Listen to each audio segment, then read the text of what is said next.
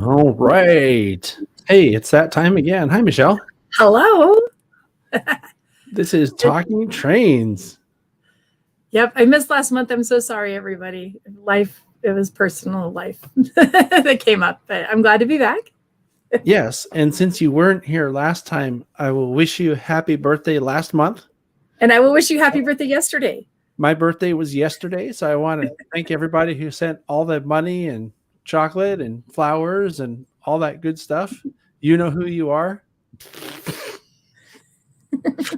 Oh, wait. I got cookies. They were wonderful from you guys, so thank you. Oh, yeah. I forgot about that. That was Yeah. the result of our top secret producer thinking, well, what could we give Michelle for her birthday? So she set that all up, and that was super sweet. So thank you. And sweet, literally sweet. They were delicious. So yeah. And I think they went to the museum, right? So you were did, and all the volunteers ate them too. So there you go. That was the whole thought. Yeah, that was the whole intention anyway. They were happy I had a birthday. Right. So we know what happened because my friend or our friend Cliff last year, I think I've told this story on the show at least once. He called me up exactly a year ago yesterday and says, "Hey, look in your doorstep." And I looked on my doorstep and it was a huge box of donuts. So we didn't want to send you a huge box of donuts that you had to eat by yourself. So it was sent to the museum where other people could help. Yeah, that was nice. Right. And only in cookie form. So speaking of my friend Cliff, I don't know if he watches. I don't think he does. But in case you're watching, Cliff, happy birthday. Today is his birthday. Oh, cool. Yeah. So we decided to get together on Saturday. We're going to do donuts here, but not so many. Donuts are always good. I'm all about the donuts. Yeah. I've always said that I've never met a donut I didn't like. So I'm involved in the O-Scale world. I'm on the board for O-Scale Central, and we were looking at humorous ads for O-Scale, and I'm like, you have to include a donut in at least one for me. So we're like, it's the only scale that looks like a donut.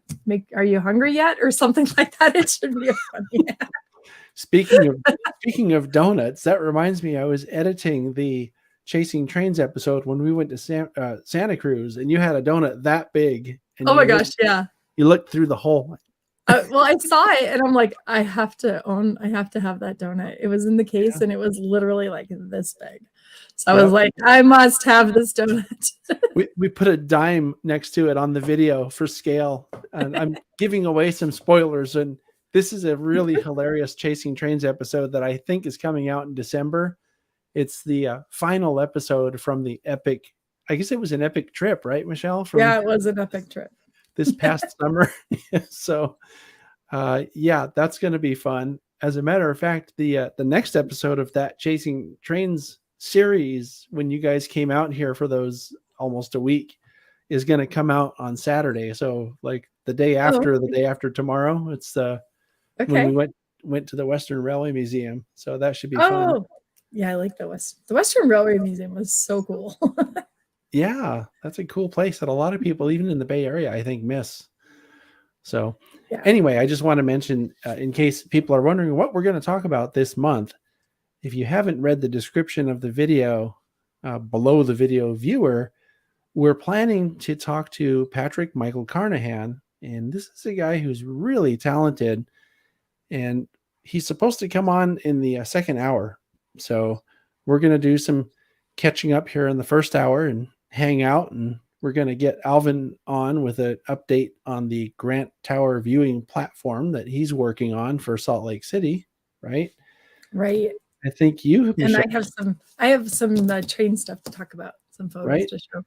I have some train stuff to talk about, but I don't have anything specific to share.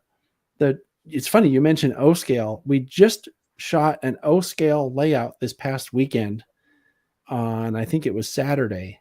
And it was a really, really cool layout with some great craftsmanship on it. It's in a place called Yuba City, which we drove past when we were coming back from Portola. I don't know if you remember, we went through Marysville. Yes, I remember Marysville. Right. And we went to a cemetery to watch trains. Right. Isn't that the town? I don't remember going to a cemetery. Didn't we park at a cemetery on top of a hill? Wasn't that in Marysville? And we went up the hill to watch a train, and there's like a big, like a diamond. I don't don't know. remember doing that, but if you Maybe say I'm thinking of the wrong town. I'm sorry. yeah, I don't know. Maybe I'm taking too many drugs, or I don't think you are you? No, and there was a train stop there. We thought it was going to go over, and it just sat there forever, and we finally gave up and left. Oh, no, I know what you're talking about. That was at Ketty Y. No. It was down in a town. Oh, I guess I just don't remember. I'll find a photo and bring it up for you. Okay. That would be helpful because right now my memory is not being jogged by the story. And I'm sure when you tell me, I'm like, oh, duh, of course. Like, yeah, totally forgot about that. But anyway, this layout that we went to shoot was in Marysville. It's O scale, 2-rail O scale. And it has actually a few signature scenes. What was cool about it was that every single scene and pretty much every structure on the layout had a really important meaning to the guy that owns the layout. So it was one of those really sort of personal layouts. Do you know what I mean? Yeah. I like that when there's meaning to everything. Yeah. Like there's a strong connection to pretty much everything on the layout. So if you were to walk around with this guy, he could point every building out and say why he has it on there. And it's always an interesting story. So anyway, so that video is it's one that I'll have to edit still, but it should be fun when it does come out. So should we bring up, do you want to say anything else before I bring up Alvin or? No, let's bring up Alvin and let him talk. Just so people know, I'm putting some pictures into PowerPoint from the train show from Train Fest so that I can show them. So if I'm all like looking at another screen for a minute. Yeah. Oh, by the way, Michelle, I should bring this up. This will jog your memory. Remember when? Oh yes, isn't that the town where we went and we drove up this hill? We walked up the hill to the top to see like a crossroads thing. And we had Jim Boy's tacos, which were really good. Yeah. Really good. I know that there is a diamond in Marysville. It's at a place called Binney Junction, but we didn't. Yes, Binney Junction. We went there. Oh, you know what? You went there with your guys when you went to, you must have gone there when you went with Steve. Or maybe you weren't with me. Maybe I was with them. Okay. That's why you don't remember. Okay. Yeah, I'm like, I went there. I don't know. Yeah, no. You're confusing it because you probably went there afterwards. Because remember, you took another. We went up to Oregon, so we would have stopped there. Yeah, I think that's what happened. Okay, so I wasn't there. I'm over here thinking, what is she talking about? I'm all accusing you of being crazy and just not remembering that we parked at a cemetery. How could you forget that? Yeah, I would have remembered that because I don't go to cemeteries all the time. All right, we'll bring Alvin on. Let's talk about this viewing platform. Yeah, now that I'm satisfied that I'm not going crazy, I'm going to bring Alvin on and he'll make everybody crazy. There he is. He's looking. Texting. I hope you're not sending. Are you texting when you're coming on the show, Alvin? All right. I'm making. Oh, he's freezing now. Sorry. Yep, you're frozen again, dude. Oh no. There you go. Yep. Son of a. Can you hear me? Yeah, if you want, you could turn your video off and we'll just listen to you. Yeah, listen to me. Yeah, because it keeps freezing. So anyway, update on my platform. Yeah. So I talked to the park guy, and he said that there's external interest in the survey. Which means, to me, that means that a lot of people filled out comments versus clicking a selection that was on the survey. Does that make sense? Yes. So I went to a train show, my local train show, and there was a few people that came up to me and said, hey, I filled out that survey. So if you're watching, thank you to everyone. My guy said that they will be having an engagement survey summary this week. So hopefully by next time we do, I'll be aware what is happening for sure. Okay. I filled out the survey, Alvin, and for those watching, we don't live there, right? The rest of us don't live in Salt Lake City, but I was pretty honest about it and said, I visit, and this is a reason I would visit your city. And I would go to this platform and spend time there, and I would spend my tax dollars in that neighborhood by eating there And so I wrote him a whole economic impact of what would happen because all of us come to Railfan there. So even if you don't think that it would make sense for you to fill out the survey, you should fill out his survey. And you can just be honest about it and say, hey, I would absolutely go here. Because we'll probably be back for other conventions and train shows. And I go through there. So anyway, but it sounded like, okay, so the thing I saw, Alvin, is really cool is that you sent out, when you sent that survey out, they mentioned everything that you had sent to them at the beginning, at the top of the survey. So Alvin's been sending them information about, this is a historic place. There's historic rail here. This was a very, very important piece of history and they put all of his words at the top of the survey. So they put it in people's minds before you even read the survey. It was perfect. So good job, Alvin. Right. So the Wow. survey's over. No one cared, unfortunately. But I was mad at my uncle. I called my uncle and I said, hey, man, did you fill that out? And he goes, no, I don't live there. I said, no one else lives there either. What's wrong with this? But, oh, well, forget him. So that's my update. There is no update. Well, there's kind of an update. There's a lot of anticipation. So I think it's going to happen. It's one more step in the process, right? So I think that's good. Yeah, one more step in the process.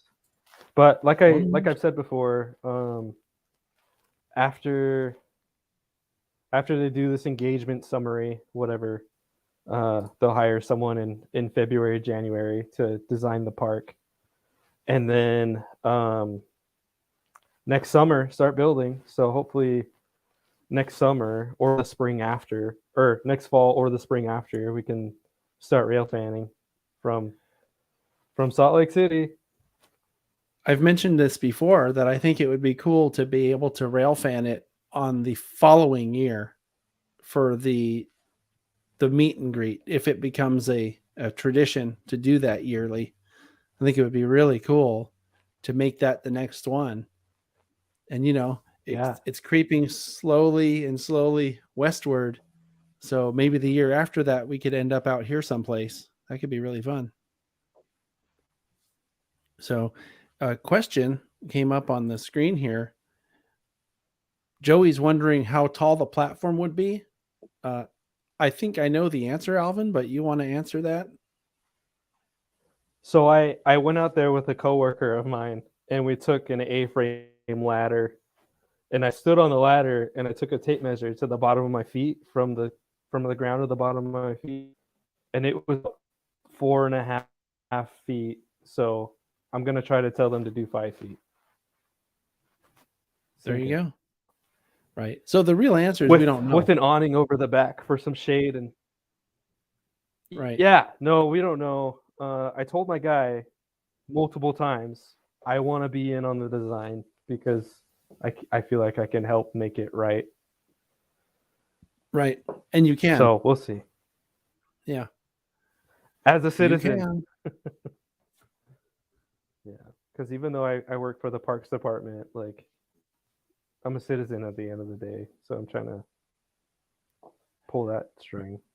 Right. Well, I mean, the fact that you're in the Parks Department actually might even help your cause. Right? Because you might know the right people to talk to. No, I definitely. Yeah.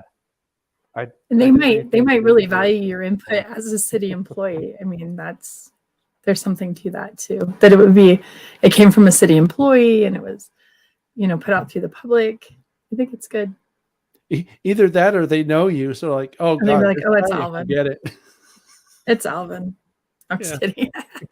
No, they've listened to you so far, and they even put your words at the top of their survey. So obviously they're interested in what you had to say.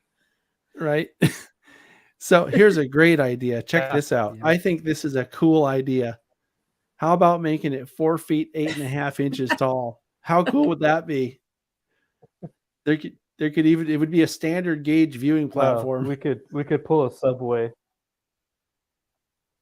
I think that'd be good. Yeah, we could pull a subway and say, "Oh yeah, it's 12 to 10 and a half or whatever. We could Right do that. on. That's a good idea. I like that idea. Rod wants a lemonade Leave- stand. I leave think that's lemonade. also a good idea. Yeah. So there's also a good chance that there might be a restroom there too. Well, you know, if there's a bush, there's a restroom for me, There's a trail. Yeah. If there's a bush, it's fine. right? But You're peeing there's off a the back of trail the right there, platform when and dude, you're peeing off the back of the platform and a train goes by and all the people on the train see you. yeah, happens. I forgot to unmute. I've been clicking my slides. I'm done. So, but okay. yeah, let's not be doing that, guys. I had something to say and I was muted. Yeah. Okay, we won't do that. Oh man. I want to talk about When something. you gotta go, that you the gotta three- go. Oh, exactly. Yeah, it's very important. I want to talk about something. Someone asked a completely unrelated question, but I do have an answer for them. So I want to bring this up real quick. Is that okay with you? Yeah. So I'm going to go get something really quick that I want to talk about too. So Sure. I'm All going to right. step out of screen for just a second. I'll be right then back. we'll catch you when you get back. So this is what I brought up. Does anyone have resources for an outdoor O scale or opinions on the idea versus G? And if you search on this channel, or perhaps our amazing top secret producer can put a link in the chat here for you, there's a railroad in my area that's at the San Leandro Historical Railway Society called the G&O. It's an outdoor railroad that has garden and O scale. That's why it's G&O. And they have O scale outside.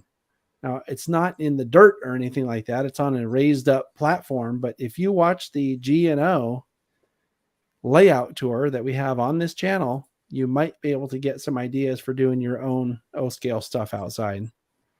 I don't see why you couldn't do O scale outside. G is just a little easier because it's a little bigger, easier to battery power. Yeah. If you wanted to run it that way, which a lot of people do. But there's no reason you couldn't do O outside. I mean, you're still dealing with power issues, raccoons, birds, squirrels, dirt, leaves, all the same stuff. Yeah.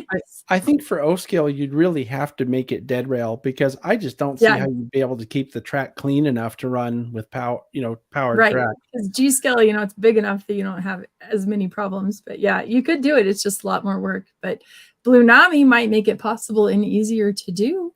Yeah, Blue Nami is working right now on a large scale decoder. Mm-hmm.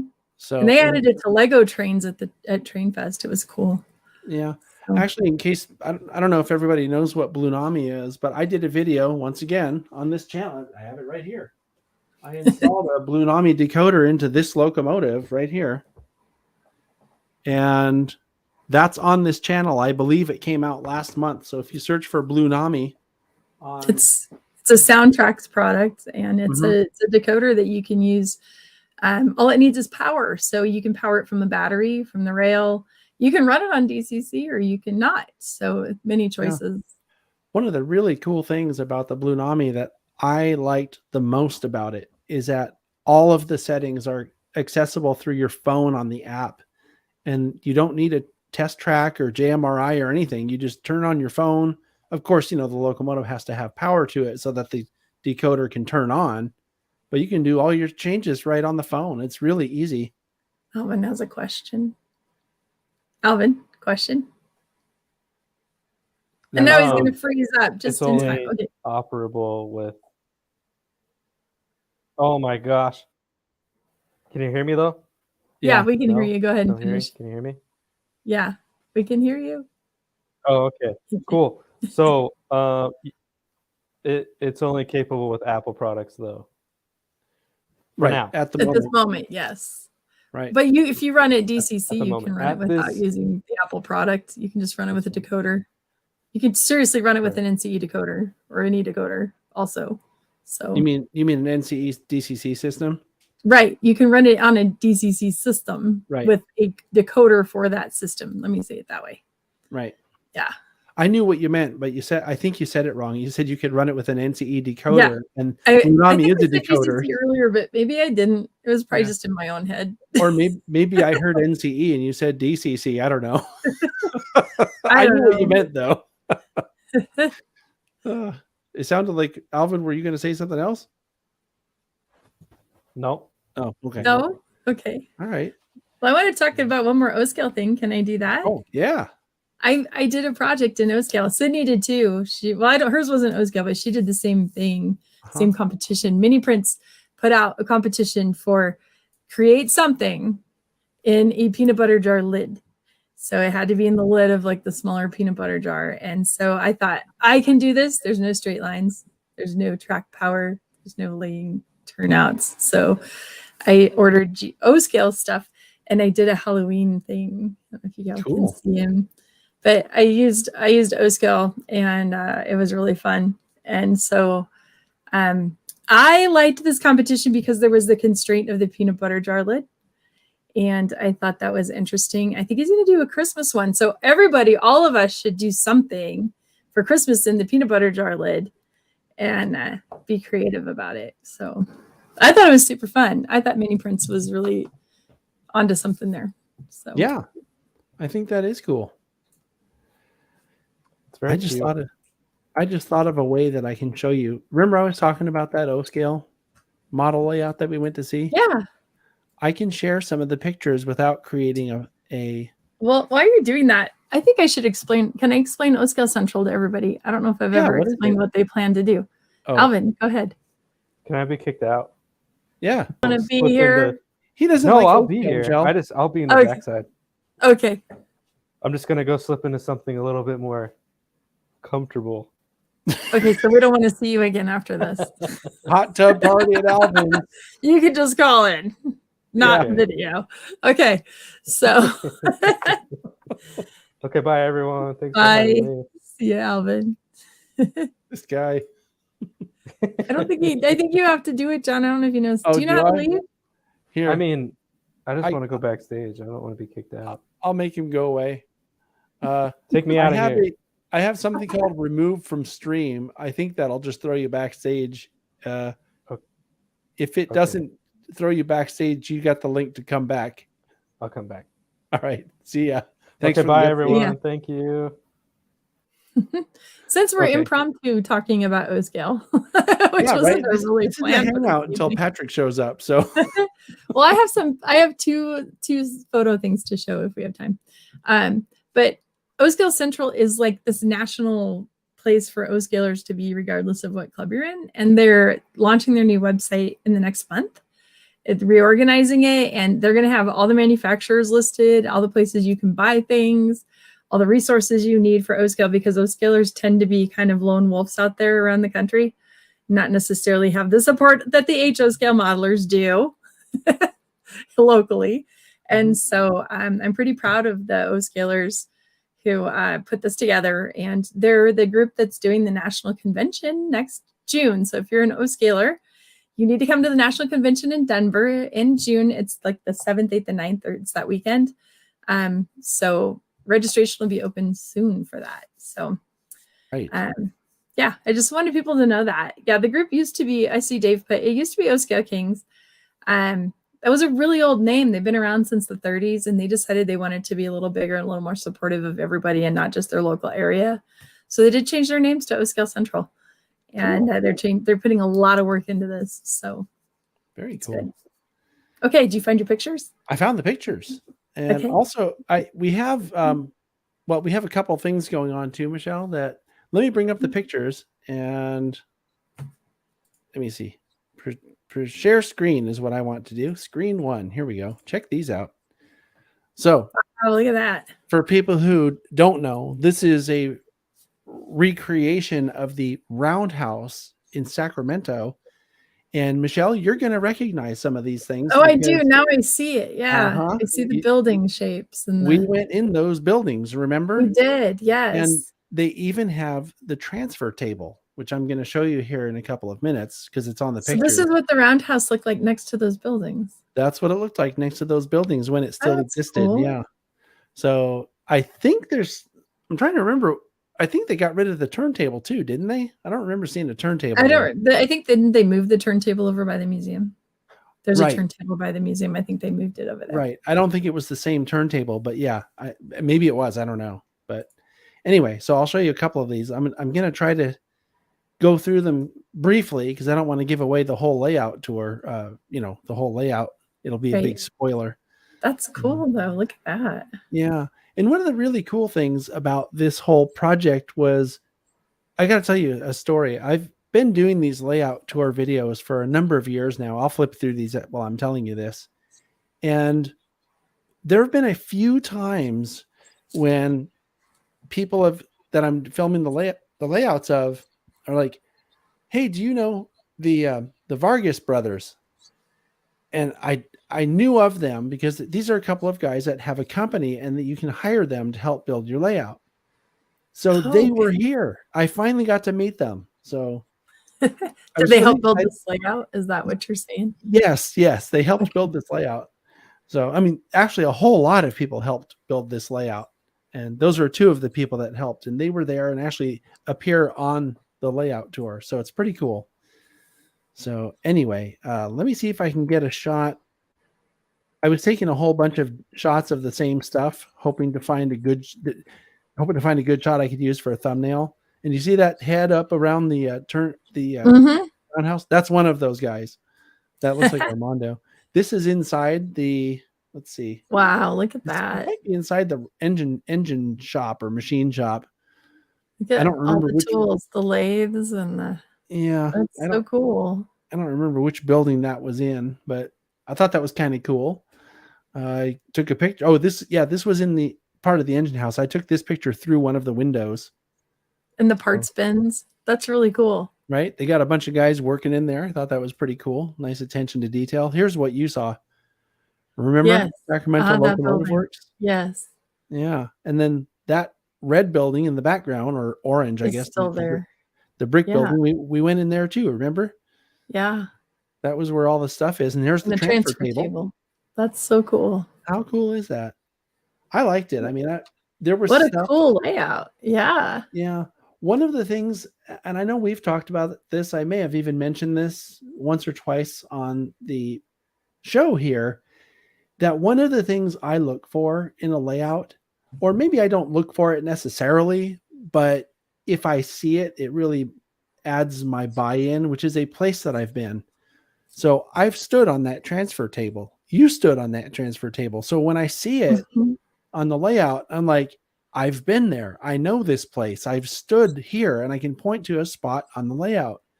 So I'm involved now. I'm like, this is really even cooler for me because I've been there. So this is what you should recognize. Now there's no tower there now, but Binney Junction looks a lot like this because that's what this model on the layout. Right. So this is wherever that cemetery was you were talking about. So right? I think it would be like in the foreground on the right would be where the cemetery is. Yeah, that sounds right. I have to go to whatever cemetery you're talking about. On Google Maps, I put a pin by the tracks and it took us through a cemetery to get there. That's why we were left there like, Michelle, where are you taking us? Yeah. Like, I swear this goes to the tracks on the other side. Yeah, they probably were suspicious, especially, well, it wasn't quite around Halloween yet, so I don't know what they were thinking. Yeah, but just give you an idea. What a great layout. Yeah, this is another place called Corning, which is a place out, or in that greater Sacramento, north of Sacramento area. And that depot had a tower like that, and that's cool. Yeah, they have. This is a place in Corning that if someone went to Corning or was from Corning, they would see this and go, oh yeah, that's, Corning Hotel or whatever it is. I thought that's cool. That is cool. Yeah. So, and then there's another shot of the transfer table that we've stood on. Thought that was really great. That was cool. Let me close this. I don't, like I said, I don't want to give away the whole thing. So I'm going to stop sharing that. And I can't answer that question. What was the question? The question is, aren't those buildings right along I-5? I don't know. I'm sorry. They are actually. You can see these buildings from I-5. So whoever asked that question, the short answer is yes. You can see those from I-5 as you drive through downtown Sacramento. As a matter of fact, we drove through downtown Sacramento on our way back. So on our way back from Yuba City. So we went and saw Gary, which was pretty cool. Hadn't seen him since over the summer, I think. Yeah. Last time. And interestingly, Michelle, I'm getting a bunch of messages from Patrick, the guy that we're supposed to be talking to on my Facebook. I feel like I should maybe answer that. So if you put up my slides, can I move them myself? Can you open my first slide? Yes, as a matter of fact. Why you go help him? Yeah, why don't we do that? I'll bring up the one that it looks like is that a Rio Grande or what is that? No, it's the Great Smoky Mountain Railroad. I just thought I'd talk about my birthday trip and the trains that I saw. Yeah, let me bring that up for you. And then I'll try to see if I can corral Patrick and get him on here. All right. Here you go. Let's see if I can do this. I have the power. Okay. So you can go on them. I was going to talk about this. I don't know if anybody watching has ever been to Bryson City, North Carolina, but the Great Smoky Mountain Railroad is there. And this railroad is one of the American Heritage Railroads, meaning the Durango and Silverton also owns this railroad. And so they run these diesels on one end of the train and steam on the other. And so they steam on the way out and the diesel coming back. So this is the train before ours coming back in to their depot. And it's such a cute place. And so they've passed us and they've stopped. And then here's the steam locomotive, the 1702, that's going to pull us out. And really great crews. They'll talk to you. And it was really fun to just hang out there and watch them service it. Kind of brilliant. I don't know if you can see my cursor or not. Probably not. The guy standing next to the locomotive, outside the locomotive, the water source is literally like 3 feet from the train. So it's really easy for them to put water in. So they were kind of smart about how they did it in a very confined space, because there's a road on the backside of this train. You can kind of see that car. Like traffic is literally just right on the side, right off the sidewalk there. So they have very little space to work with. So I thought it was pretty cool. And then here's another one of their locomotives, just kind of a fun one, a custom paint job they did a while back. And we passed this on our way out. So I snapped a photo of it. And let's see. So it goes out into the Nantahala Wilderness, and it goes over a lake called Lake Fontana. And I love this lake because when I was a child, we had a houseboat on this lake. So every summer I got to spend time on this lake on a houseboat. And it was, so I love riding this train. It's such a piece of my family history. But it's just beautiful. This is one of the curves where you could see the steam locomotive out there ahead of us. We were there in the fall, late October. We were almost too late for color. And then here's a picture. There's this bridge. You go over the lake, and I can't put video into the slideshow, but I have a video going across this bridge, and it's just so pretty there. I don't know if you have time, Michelle, but if you'd like, you could upload the video. I could probably do that. We'll see if we have time. I'll bring it up because it's really pretty. Oh, we're going the wrong way. So here's 1702, just another picture of it. 1702, they keep running all the time. And they typically keep it on this train, but they have one other ride that goes the other direction. So you leave Bryson City and you go through the Nantahala Gorge across Lake Fontana, and you end up at what's called the Wilderness Center. And I didn't put any photos in, but the Appalachian Trail crosses the railroad right there. And so it's this convergence of people kayaking. Like it's one of those places where they have the kayak competitions with like the flags across the river. And so you can sit and have a beer and watch people in their kayaks trying to traverse these like little obstacle courses they build for them. And then there's hikers walking through that are hiking the Appalachian Trail, and there's a brewery. So it's like the perfect thing. And you get an hour there off the train, and then you get back on the train and go back to Bryson City.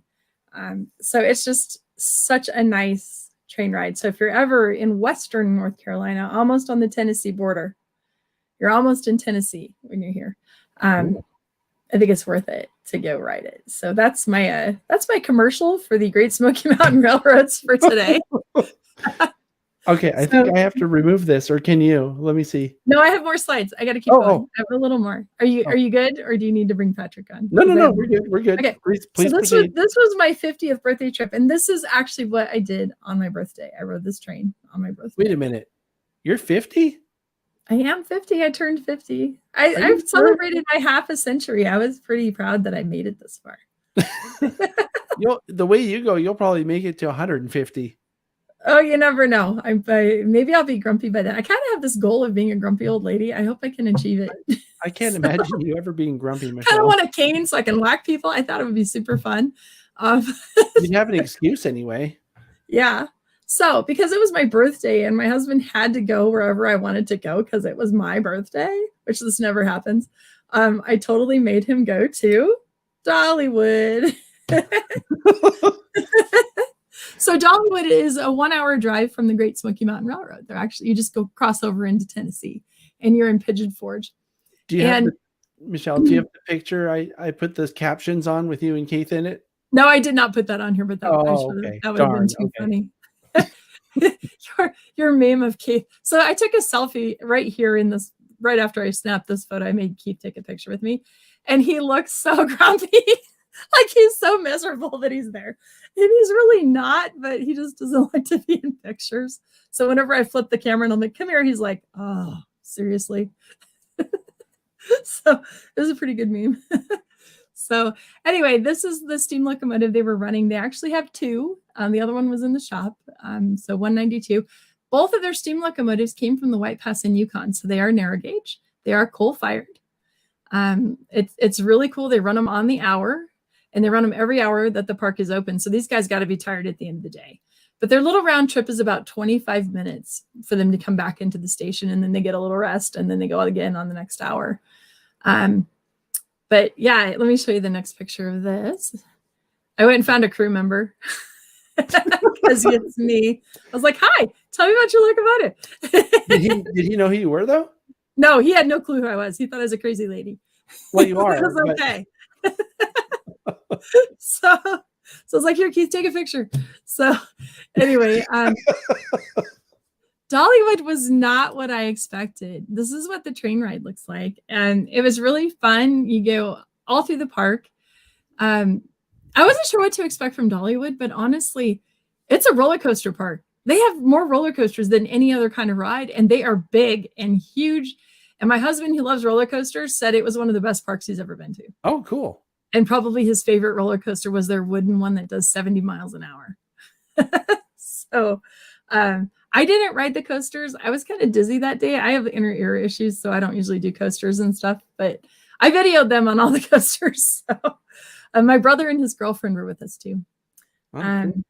So Dollywood was really fun. So you go through the park, you go all the way to the other end and you turn around and you come back. But this is like rail fanning it is so pretty because they have all these scenes like this where you can catch the locomotive every hour because you know it's coming. Mm-hmm. And so I'm at the grist mill shooting across the pond, and I just thought it was such a pretty picture. Actually, I have video too, but it was so pretty. And the thing I loved about Dollywood is that all day long you hear that steam whistle and it like echoes up the valley because the park is kind of in a mountain valley, and it was so pretty. So anyway, I think that might be okay. So that was my last Dollywood slide, but I wasn't done torturing Keith. So, so before we flew home, we had some extra time near Charlotte because our flight wasn't until like 4 p.m. So I said, guess what, we're going to get up and we're going to drive to Spencer, North Carolina, and we're going to go to the North Carolina Transportation Museum. And so that's what this one is. They are a museum of the Southern Railroad. Is their main thing is the Southern Railroad. And I'd never seen it before in my life. So I thought it was neat for me to see my first equipment from there, and really nicely painted. I love the paint schemes. We passed the steam locomotive on our train ride. The first thing we did is I made him ride the train with all the little kids. It was Halloween. So it was like the Halloween trick-or-treat train ride. And it was really funny because the staff is going up and down the aisle handing candy to all the kids. And they're all like, oh, you're so cute. You're so cute. And they look at me and Keith, and we have no children and we're not in a costume. And they're like, oh. And they just Did you tell me you're dressed up as a crazy foamer lady? I should have. It was so funny. The lady was just like, oh.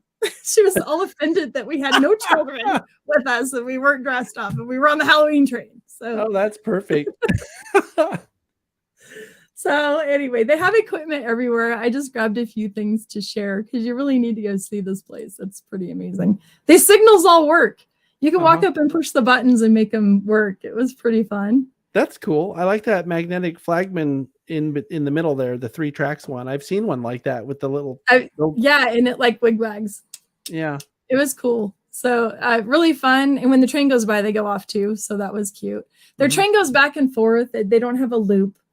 So they kind of like pull you out. They pull out on a Y and then they go down a different track and then put you back on the inside track. So they kind of just do a loop that way, but you're kind of half forward and half backwards. They have huge displays in their big buildings that were engine shops before. So I found one of these, the Gratitude Train. I've actually photographed quite a few of these around the country now, the Mercy Train. Okay. Every state got one of these cars. France was so thankful after World War II, they gave a car like this to every state in America. Right on. And so I usually try to hunt them out. Somebody probably has a website of all of them. I think a few were lost forever, but most of them are on display. And then I loved this. I had no idea the Southern Railroad had such pretty cars. Like I loved the color. So I don't know that I've ever seen one of those before. That's pretty cool. I had never seen this before. I don't know if it's a special paint or everybody's like, oh yeah, that's the Southern. It's always like that. I didn't know, but I loved it. I think it's pretty. So I don't know if we have any Southern Railroad fans watching, but they're also working on this steam locomotive. And this was a lady, by the way, working on the locomotive. I thought that was pretty cool. She's grinding. Cool. She's grinding on it. That's great. And so they have a big turntable. This was on the other side of the turntable. What a beautiful locomotive.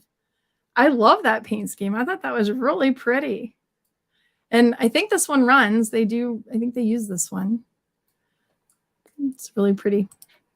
So this is how big the building is inside. It's another one of those huge. You can see the cranes at the top. Used to be an engine shop. So just really cool displays in there. Of course, it's Halloween, so it's full of children. It was really fun.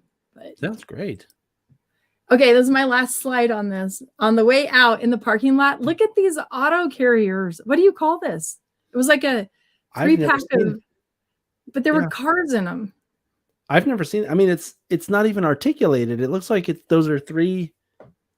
It's like a 3-pack of 3 cars, and it was auto carriers. I just thought they were so cool. That is so weird. Yeah, I've never seen that before. So I'm sure somebody watching, someone watching knows and has seen that. Yeah, because I didn't know, but I really liked them. So I took a photo. And that's all I've got on here. So. That's something you don't see every day. So no, and I thought that would be a cool model if somebody makes it. Yeah, so, I mean, I'm trying to think if I've ever seen one like that, and I don't think I have. And obviously the end door's open, so you can drive the cars in, but it's 2 levels. Yeah. I thought they were just really interesting. It is. No, it is. Like I said, I've never seen that before, so that's pretty cool. Yeah. So, okay, that's my birthday trip. Okay. I got to do 3 rail things. It was really fun. Now, I have a question for you, Michelle, because I know that you recently went to, what's it called? Train Fest. Train Fest. Yeah, that's my other slides if you want to open that one instead. Okay, so but I have a special request on that one. Okay. Dave Hammer, who's called in many times before, was also at Train Fest, and he wanted to come on and talk about Train Fest with you since he was also there. Is that okay? Yeah, that's fine. All right. So why don't I'm going to send him the link real quick. I have my messenger over here on the other screen, and I'm feverishly trying to put together a... Do you want me to remove this slideshow and then you can bring up the other one?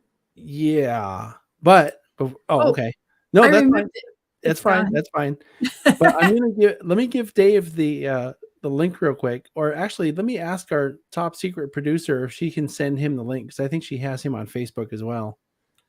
And then my thought was you two could talk about Train Fest, and I'm going to try to see if I can put this other slideshow together, because Patrick wants to come on, but he didn't have time to do a slideshow. So he sent me a whole slew of pictures, and so you're trying to get them up there. Okay. Yeah, I'm trying to. The first 3 slides I have are a place that Dave wasn't. So maybe I should talk about them while we're getting Dave on. Okay. Then why don't I put that up? There it is. Okay. And is that Stacy?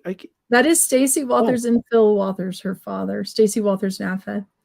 And so I got an invitation to go to an open house that celebrated 90 years of Walthers and 50 years of Phil working for Walthers. Huh. He's not fully retired yet. And so it was just an open house. But behind them is the layout that I helped that museum. I went and consulted with them on how do you do a layout for the public. And so I got to see it completed. And it was just an amazing night. So I have a couple of pictures. What was really cute is that this is Stacy's family at this table in the photo. This is her brother with his back to us and his 2 kids. And Stacy's trying to give like a really serious talk about Walthers in 90 years. And she brings her dad up, and the little boy jumps out of his dad's arms and runs over and puts his face to the glass to look at the train that was going by. And she stops and she says, well, that's what it's all about, isn't it? And it was such a sweet moment. And she just let the boys just play and look at the trains. And it was really kind of magical, I guess. It was really neat. Yeah. So this layout was donated to the museum by a Milwaukee family. It is a layout of Milwaukee. So it's Milwaukee Road. And they did go ahead and put this warehouse, which it says William K. Walthers, their first warehouse here on the layout, which is cool. And it was just neat to see it. They've lowered it down. I encourage them to lower it so you don't have to deal with step stools for kids. They also decided to use a plexiglass that keeps just a few feet away for people to look, because they have thousands of children all the time at this Discovery Museum. So here's a little bit more of that layout. It was just really nice. So they did a little reception there. And I got to talk to Phil for a while, and he told me one of his favorite things about still being at Walthers is that he gets to have breakfast with his daughter once a week. And I thought, how awesome that they have a standing meeting for food to catch up and just be together, which I love that they're a family business. And I've been really impressed when I've gone to visit Walthers with the family aspect of it. Even among their employees, they're all family. So I just wanted to talk about that. So it was a cool layout. And here he is. Mr. Dave Hammer found me. Do we have him on here yet? Did he make it on? Yeah. Look at that guy. Hi, Michelle. Hi, John. So pretty much the first person I saw at Train Fest was Dave. He was probably following you, waiting to come up. Hey. And he bought one of our box cars. So I delivered it in person. Look, he's holding it upside down though. Yeah, he is, but that's okay. So Dave was there. Do you want to say why you were there, Dave? So as you guys know, I am a volunteer up at the Illinois Railroad Museum. I was up there doing publicity for the museum. Normally the railroad club that I'm in is also at Train Fest, but we were one of the 11 layouts not selected to go this year. So instead of being with my club, I was with the museum for the entire show. Yeah, so you were down the road from me and on the other side. So Train Fest did something different this year. They divided their 10 by 10 booths basically in half. So it was 5 feet deep and 10 across, and gave them for free to nonprofits. And so there were a lot of historic societies, museums, trolleys, all kinds of different things. We all took advantage of those free booths, which was really nice, because that's kind of a barrier to me being there, is the cost of booths. So we were there. So let's look at the train show. Okay, so here's a picture of the layout half of the room. It was full of layouts, pretty much all scales. What was your favorite one, Dave? Did you have one? Well, I mean, other than you'll probably show it later. There's 2 of them that I did really enjoy. One of them was my friend's club's layout, which is Valley Model Railroad. And then in that far corner, if I could point my mouse, even though I can't, in that top right corner, there was 2 layouts back there, all 2 traction layout. The traction ones with the trolleys. I don't think I put any pictures in here, but they had amazing layouts. I really just picked a few videos for tonight because we have a guest coming. But Women in Model Railroading was there. So this is Cynthia Priest and Nancy Workman, and we really miss Sydney. We wish she'd been there. So, but it was fun to walk around. And I guess what I would say about Women in Model Railroading, this is the first show we had a presence, and people were really, really positive. I got so many compliments and yay and thank you. It's great. And only one grumpy old guy. And he says, this is what he said. So you can't see Cynthia's t-shirt, but it says, "Ask me about model railroading." It's an old NMRA t-shirt. And this guy was looking at her shirt and looking at her and looking at her shirt. And she finally says, do you have a question? I'd like to answer it. And he goes, "I'm of the old school that this is a man's hobby." And she goes, "Okay." And he says, "But I guess it's okay that you're here." And then he walks away. That was the only negative thing. And it was kind of funny and humorous to us, but kind of sad too. But everybody else was like, "This is great." So really nice response from people. I love this sign. "Mr. Ouch means danger, don't touch." That is true. So it was like, okay, that was all over the Maju track. This was my favorite layout. Maju track. I thought it was interesting. It's N scale, which is what I'm working on. And I was talking to them, asking them all the difference between the different modular N scales, because there's N track, who was also at the show, and there's Fremo N, and now there's Maju track N. And of course there's T track N. And so I'm like, can you just tell me what all these things are about? And he did a great job explaining it to me. This one has 2 tracks that connect between the modules, and then instead of the 3 from N-Track, and this has a lot more freedom. However, everybody has to have the same fascia color, and so it's all cohesive around the whole thing. Even though these guys are from all over the country, it was very cohesive. And I just pulled out one slide, but almost every one of their modules had a really cool bridge on it. See this bridge work? And the way that track just goes off, and you could add a module here. And, I thought it was really cool the way they did bridge work and the way they went down and did like the cut edge of their modules. So that was my favorite one. And then this happened. They paid you. No, Yeah, they didn't pay you. She more got pulled into this. Yeah, I Hey. truly was a spectator. I was just a spectator. And they called me over. David goes, Michelle, come up here. And I'm like, what? So I go up there and he goes, "I have $20 and this is called Cash and Dash. And you have to go spend it and come back and tell us what you bought this afternoon." And you can see on my face, I'm like, "You're paying me to shop? Oh my God." What could be better than that? So Kate Kratville-Wren screenshotted this because she was watching it live and sent me. She goes, "Look at your expression. That's just priceless right there." You should have seen the reaction I saw, because I was lurking in the background behind him but she didn't see it. It's like, yeah, that's priceless. It was funny. And I had a good time. I didn't put a picture in here of what I bought, but I did with my $20. I bought a t-shirt, of course, because I need another t-shirt. Yeah, Because I sure. don't have enough t-shirts. But I walked in the show that day and there was a Burlington Northern t-shirt hanging on the wall of daylight sales. And I looked at Cynthia and I said, "I'm going to buy that t-shirt." And then trains.com bought it for me, which was just even better. So I bought my t-shirt and I had $2 left. Well, I wasn't going to just let that be. So I went to the Operation Lifesaver booth and bought a mouse pad, and I bought a pen and a whistle. And what was really funny is when I came back on, it's live again, and David goes, "You need to blow that whistle." So I grabbed this little whistle keychain and blew it, and it was so loud. It was one of those safety whistles that's like echoing through the building. He's like, "Oh, I had no idea." And I'm like, I was "I'm so wondering sorry." where that sound came from. Did you hear that whistle? That Yeah. was me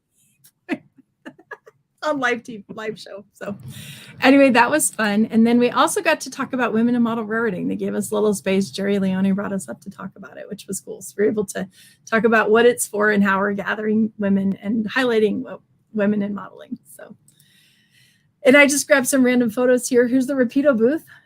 with Dan. So, and then here is Cato's booth with the T-Track, which is, we do this for Cato at our train show. So these are local kids and what they've made, which I thought was really cool. And then Cato also introduced their N-Scale Big Boy. And this is their pre-production sample. So not all the parts are on it, but it's looking really good. Nice. And according to Paul, it is still a work in progress. They are still working on some kinks, but this is what you see is what is ultimately going to be it. At least it's an oil burner. Right. And it's a Cato, so it'll probably run really well. Yeah, I imagine it'll run fantastically. Yeah. Cato's very well known for making stuff that just runs well. Yeah. Let's see. What else do I have left? This might be my last slide. This is Stacy Walthers NAFTA. And my booth, look, I have a backdrop. We had an official booth. And Stacy came to say hi. So I took a picture with her. I had 2 volunteers in my booth. I was going to ask for audience participation at this point. So I spent about less than 10 minutes in my booth because I'm busy and I like to talk to people.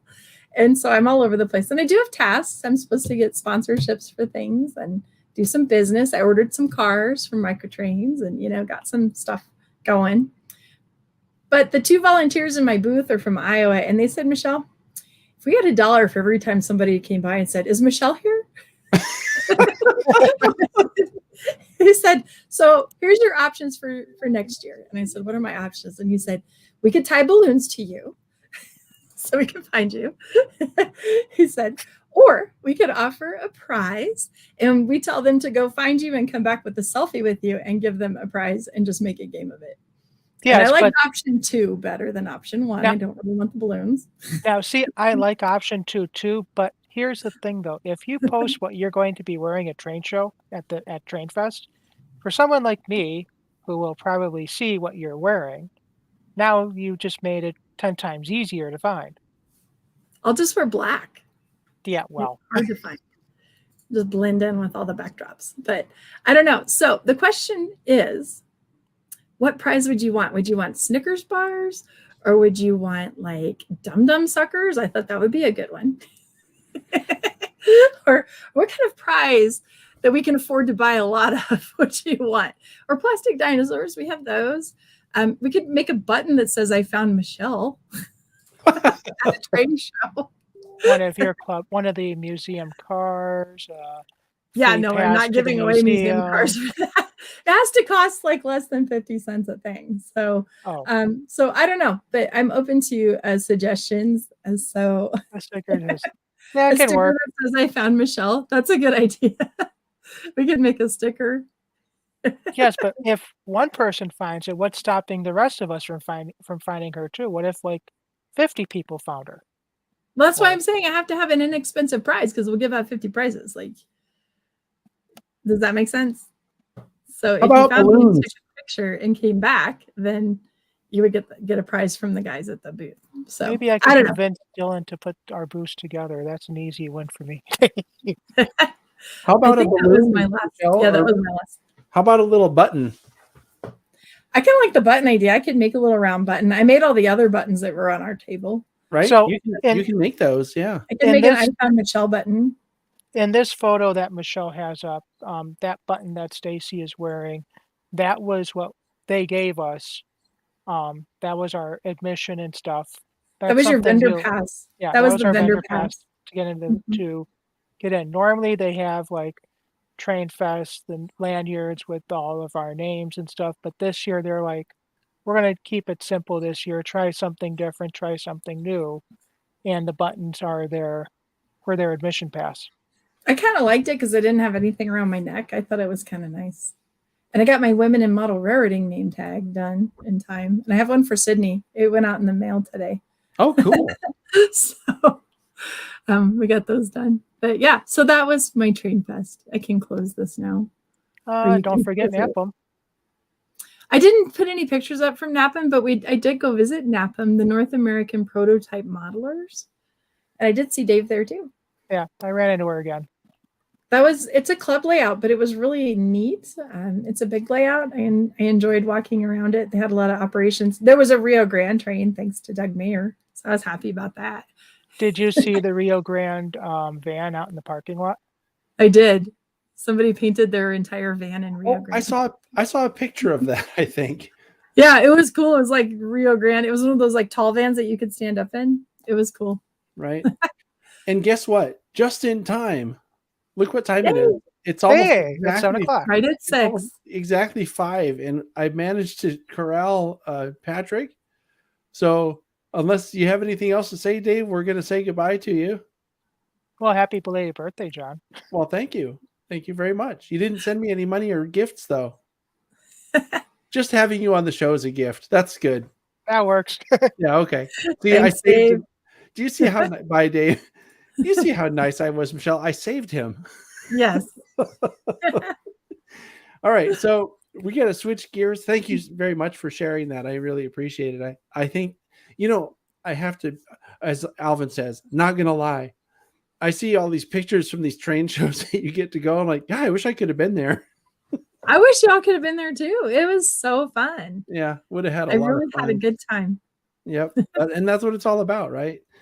So I want to switch gears now, because on the most recent podcast that came out earlier this month, a couple of weeks ago, one of the segments was from an event that I attended, or actually 2 events that I attended earlier last month, which one was called the West Side Reunion and the other one was the Sierra Seminar. And there was a guy there named Patrick Michael Karnahan.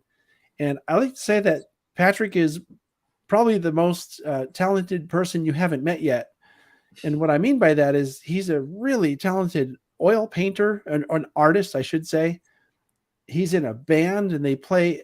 If you've been to a railroad themed event and an important one, and there was a band there, he probably was in that band. They're called the Black Irish Band. I saw them at the 150th, what do you call it? 150th anniversary of the Transcon at Promontory, Utah. I saw him at the Great Western Steam Up a few months ago, this past summer. So the band gets around. He's going to talk about a bunch of stuff that he's done. So I'm not going to spoil it all here, but I will bring him on. Yeah. And this will be be Michelle, because you haven't met Patrick. So yeah. You ready? Here we go. There he is. Oh, look how grainy I am. Oh my God. Yeah, you're better in person. Train calendars. Yeah, that's me. This is one of the things I see you holding this up. Might look better at my house. Twilight of Steam 2023 Yeah, train that's my old calendar. train Look calendar. at that. Right. This is the train calendar that will also. It's even signed. Amazing, huh? Yeah, look at that. This guy. Look at this guy. Nice. Wait, And these so- are oil paintings on this Wow. calendar? Yeah, as a matter of fact, the picture that I used for this month's thumbnail is a YV locomotive that's in this calendar. I can't find it that quickly because I wasn't prepared It's okay. to It's do all right. this. Yeah. But I think everybody Can you guys hear me out there? Okay. Can you yeah, hear me fine? Okay. I know Yeah, it's we kind of can. grainy, but what the heck. here it is. There we go. Boy, that was There it is. That should look That's familiar. so incredible that you could paint that. And in oil, which is the hardest. Yeah. So yeah. Well, there you go. The watercolor might be the hardest for me, but oil is not easy either. yeah. So, anyways, I'm here in the flesh. What's going on out there? What's happening? Yeah, is it live or is it Memorex? Oh, it's really I you. don't know, man. Right. So Out here. I told you, Patrick, when we were talking at the Sierra Seminar / West Side Reunion, that I wanted to have you on here because of all the stuff you've done. And I don't know if we have enough time in a 2-hour show to talk about all the stuff you've done, but I got the pictures that you sent me in Facebook up on my other screen here. Oh, And I thank have you. never shared a slideshow this way. So we're going to be doing something that's a real pioneer thing here. Okay. I'm going to share the screen. Luckily I have 2 monitors here. Okay. And how about I bring those up and you can start telling us your story? Because I'm Sure. really excited for the viewers to find out about you. So, and Well, can I start you out somewhere that's not in there? This is one of my very first oil paintings. I know it's kind of grainy. I live over here up in the Sierras, but hopefully we can see a little bit of that. I know it's kind of grainy, but That looks like a painting- photograph. That painting was actually done when I was 16 years old, and that was one of the first true oil paintings I had done. I had painted in watercolor and acrylic, and I did probably finger painting prior to that, but that's the first one that my mom and dad would say was my original oil. And so I did that around 16. And then from there I painted, I don't know, I can't even count.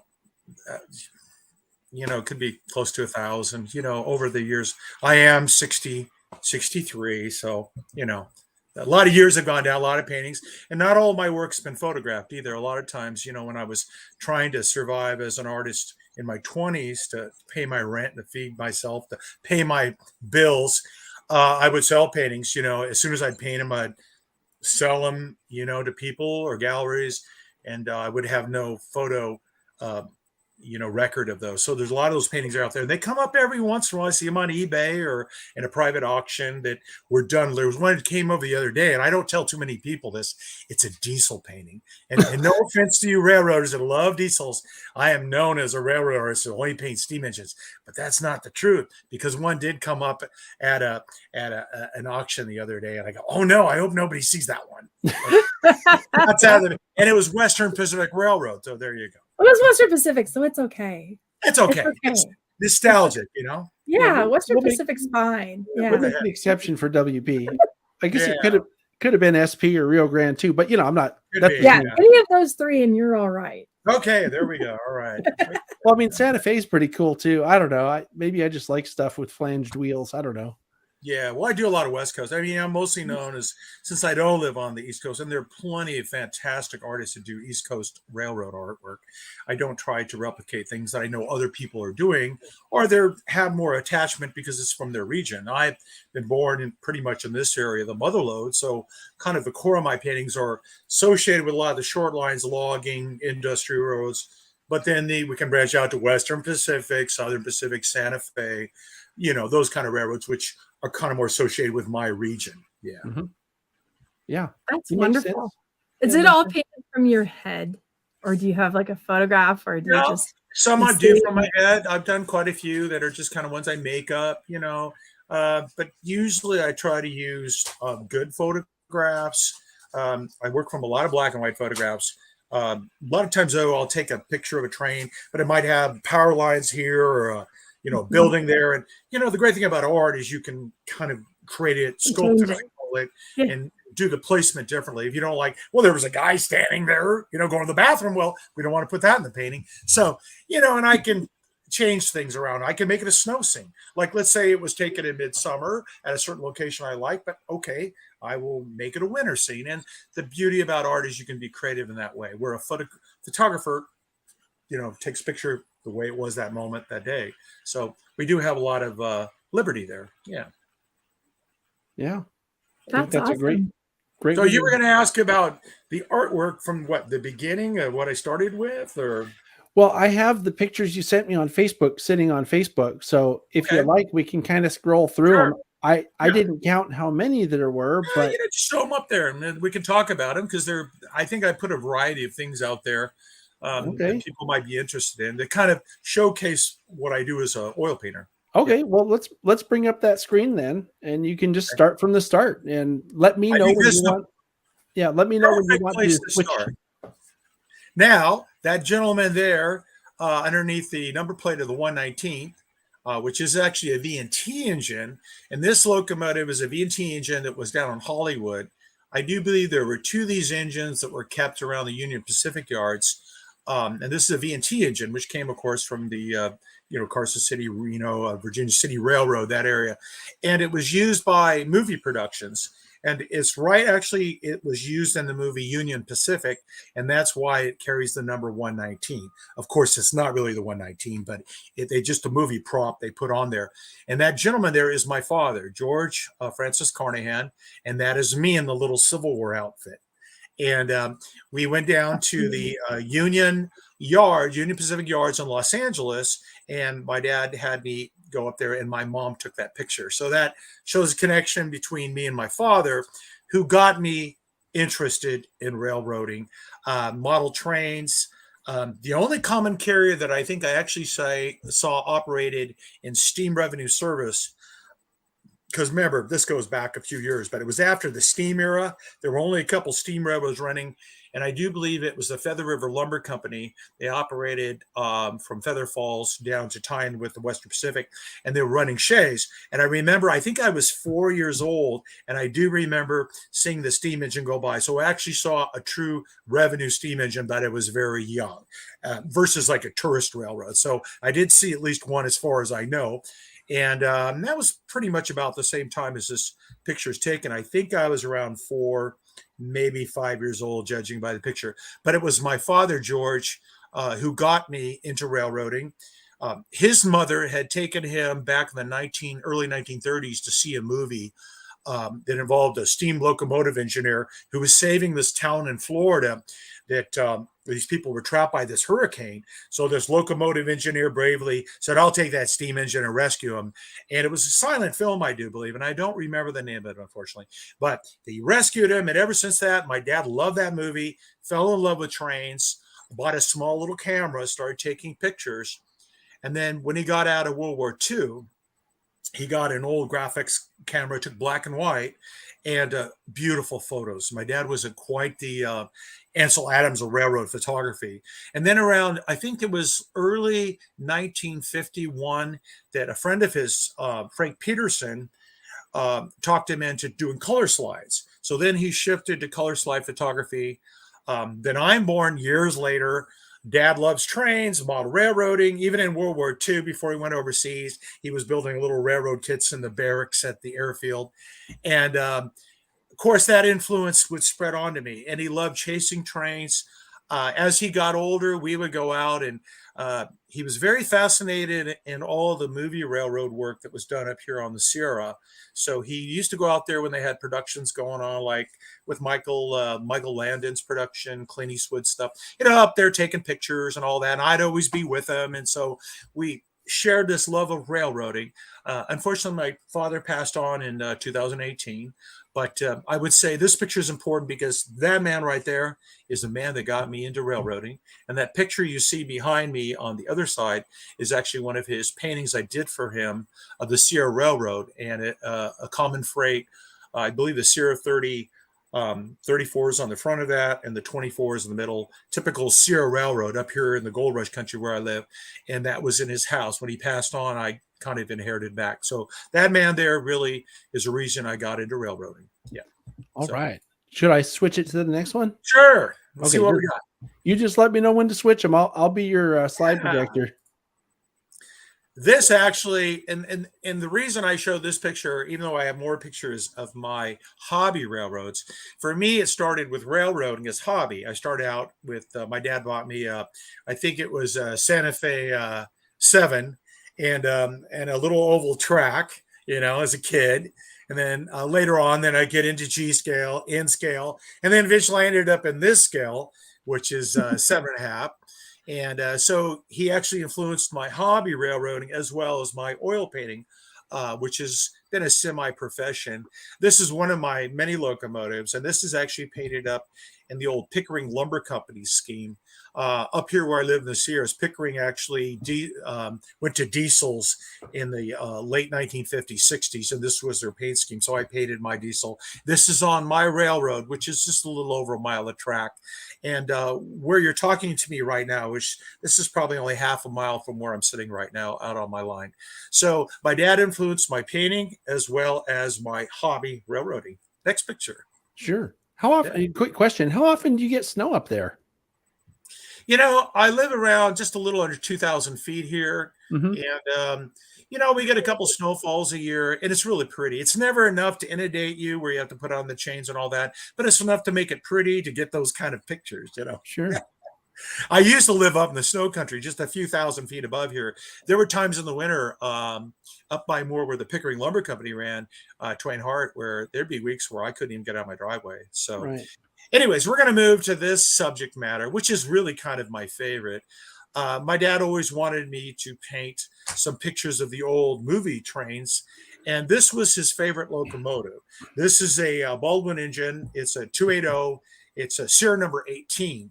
It was originally purchased as a freight locomotive, but when Hollywood came knocking at the door, they would use it for movies. As you can see there, they put the diamond stack on it, and they would paint it up in all these gaudy colors.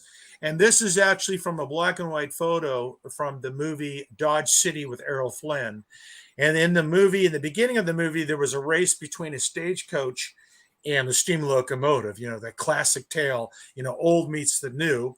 And my dad said, could you paint a picture of that? And I did. So I grabbed the black and white photograph from a movie still, and then I changed the positioning to where the stagecoach was, the locomotive, and then I added a little detail to the stagecoach. I actually made it a Wells Fargo stagecoach. And the movie, I don't believe it had any name on it. So I did some changes to it, but my dad loved this painting, and I painted this more recently.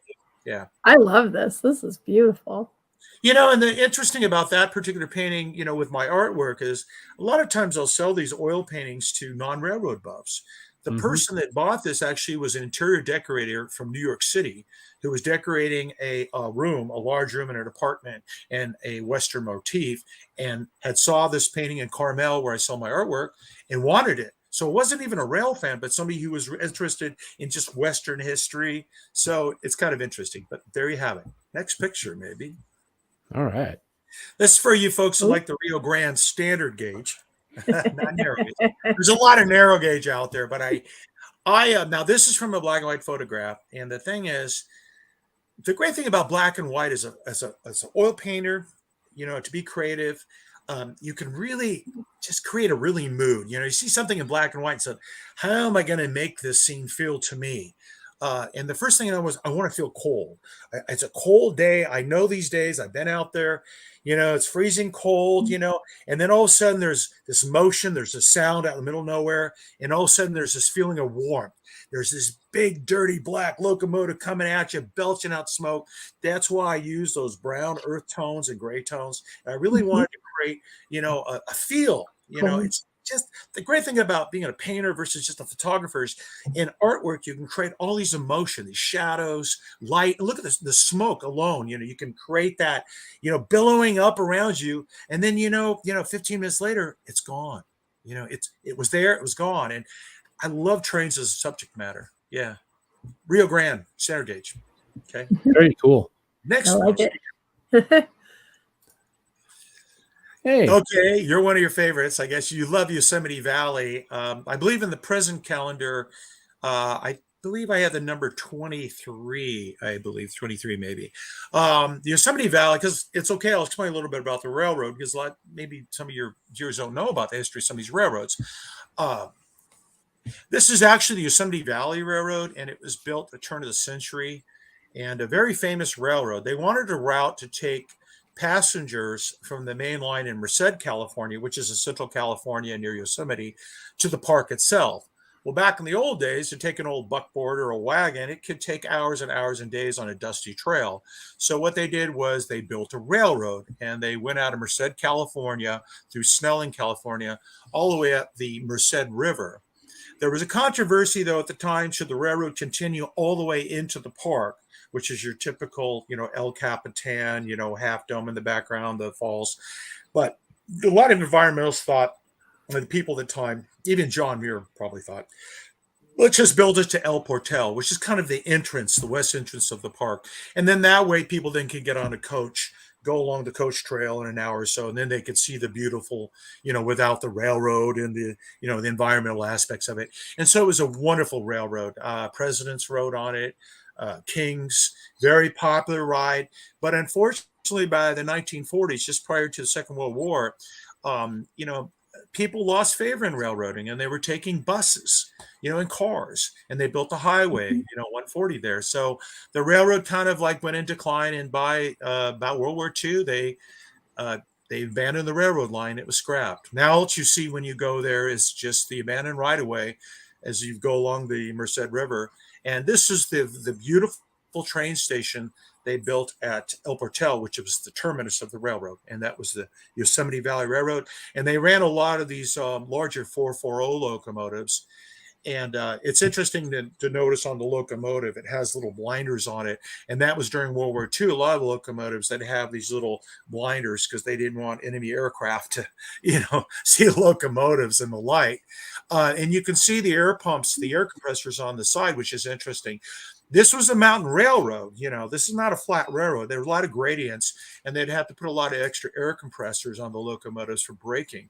Because not only did it haul passengers, there was actually a large lumber company that shipped all their lumber down to a mill, and then they would interchange down at Merced with the major railroads like, the Santa Fe, Southern Pacific.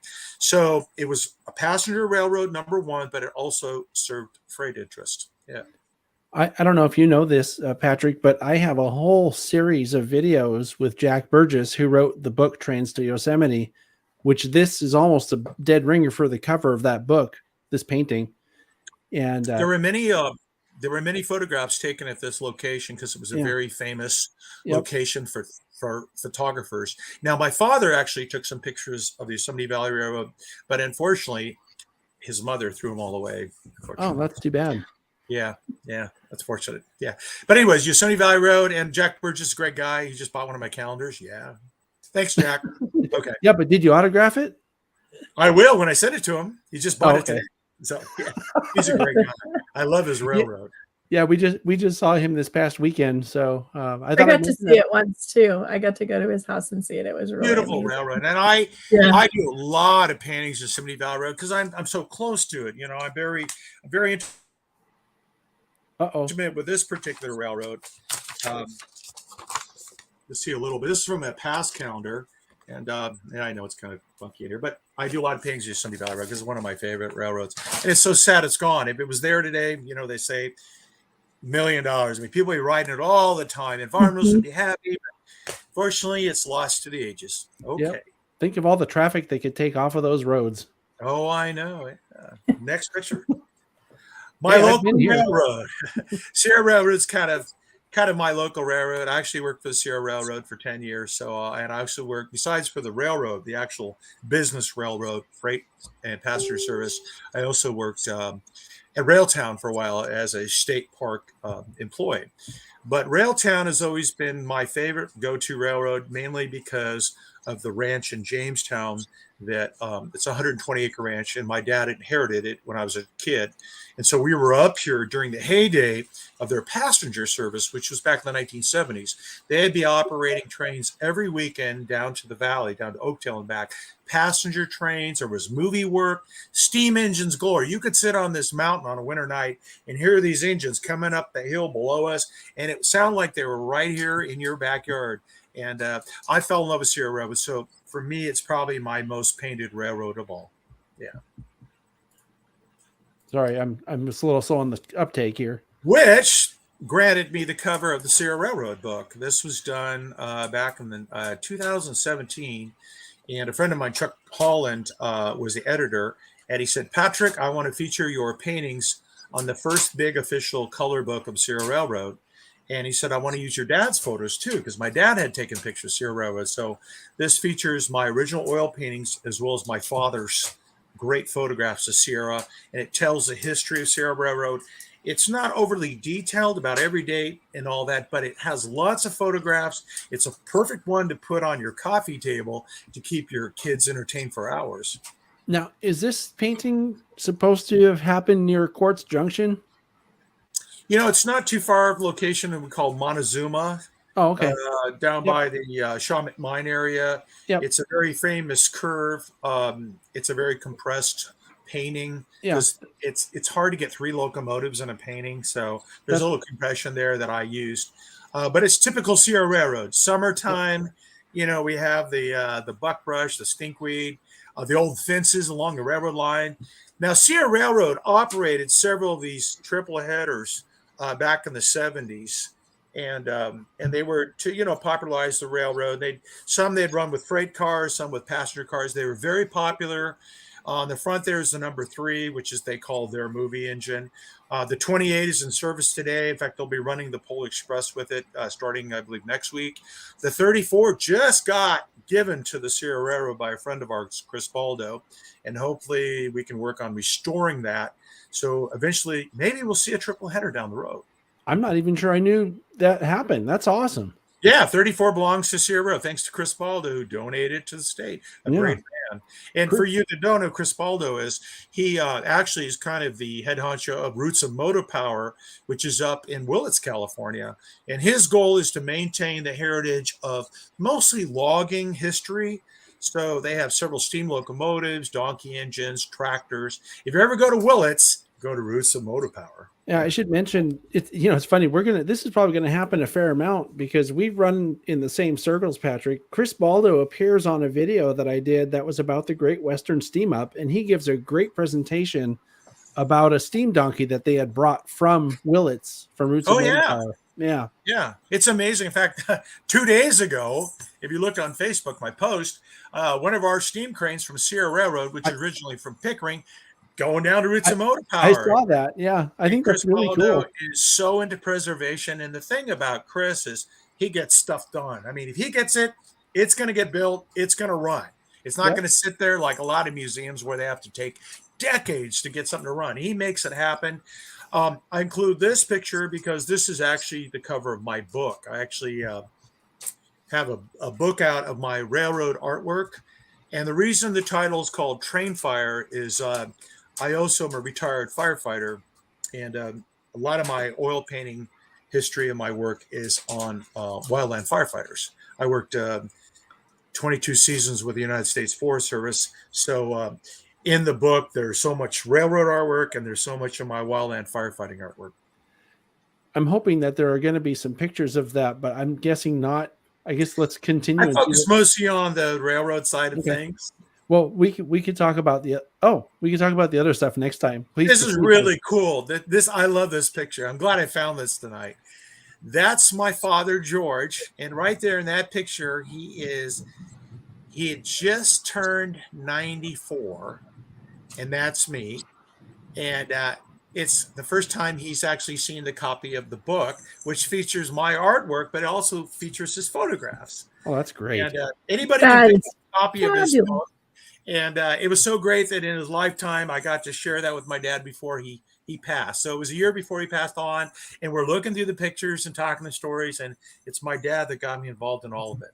Yeah, I love this picture. I love it too. It's my favorite. Yeah, love my I dad. feel guilty, but I'm going to switch off of it. I miss my dad too, Patrick. I understand. I miss my dad too. Now, this is important because this is actually one of my dad's photographs. No, and you can't take this picture. Anybody out there who tried to put their name on and copyright it, this is my dad's photograph. This is just a sample of his stuff that he took, and it is phenomenal. And I'm not letting anybody have it. Is he standing on a rail car to take this? Is he standing on the the top of one of those cars? Yeah. Isn't that a great shot? That's the SP. What a great photo. I know I posted a few of these online, and some people, they copy it, but it's my dad's image. And what I'd like to do, the author of the other book, Chuck Holland, says we're going to come out with a photo pictorial book of my dad's photos. So I'd like to publish in the next year. I'd like to go through all my dad's photos and publish these fantastic photographs so we can share them with everybody. Yeah, that's awesome. Yeah, he was great. Great photographer. I only include this gallery life. Besides being the painter, you have to be the salesperson. So these are some paintings. Over the years, I've sold my artwork in Carmel for the last 15 years. Carmel is kind of California's regional art center, if there was one for representational artwork. And you can see in the picture, there's all sizes of painting, including this. There's a little one up to the far left. It's a little dinky painting. It's probably only maybe 2 inches by 3 inches. The one next to my head there turned is actually in Scotland. There's on the other side, we got a Western Pacific, Santa Fe, and there's Yosemite Valley at the bottom. But throughout the year, we changed the show up, and the gallery's on Dolores Street. It's called Amsterdam Gallery. And the reason it's called Amsterdam is the owner's from Amsterdam, Holland, and he's 92 years young. and he's probably the oldest gallery owner in Carmel.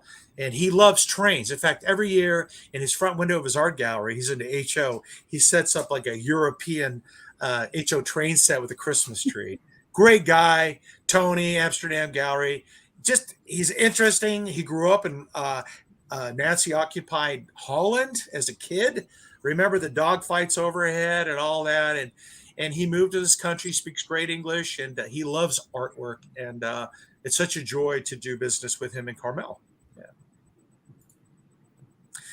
Okay, we saw one of my dad's photographs in color. Now, this is one of my dad's classic photographs. Before he switched to color slides, he took these beautiful black and white photographs.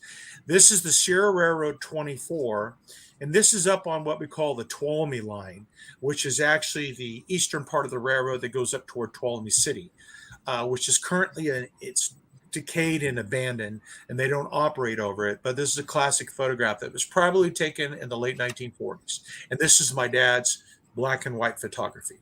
Yeah. All right. Sorry, I'm trying to. There we go. Yeah. Now we're switching gears here. Now we're going to go back into my hobbies. I recognize the people. Yeah, I went from McKenzie HO brothers. N scale, which I'm still into N scale, but then I got into this big G scale layout thing when I was, in my late 30s. I got into G scale. And then where I used to live up in Twain Harte, which is up in the snow country, I built this huge G-scale layout, and I just have a couple pictures of it. Yeah, there you go. That's great. Another one of my hobbies, yeah. And this is the big trestle I built. And, of course, this is a White Pass in Yukon outside narrow gauge engine. And I had to go out and, of course, I wasn't running electricity in the snow, but I just, being a rail nerd, I had to go take these pictures. And I love the White. I actually have a connection with the White Pass in Yukon because our band actually played we played the 100th anniversary of the Gold Rush as well as their 100th anniversary in Carcross. So I'm quite connected with the history of that railroad too, which is kind of been really great. I love that. I see other people are connecting the figures you had in the last photo. Yeah. The McKenzie brothers. Oh, don't you love that? Oh, is that who that was? I totally caught it. Yeah. Oh, yeah. I heard in chat, other people noticed too. I was like,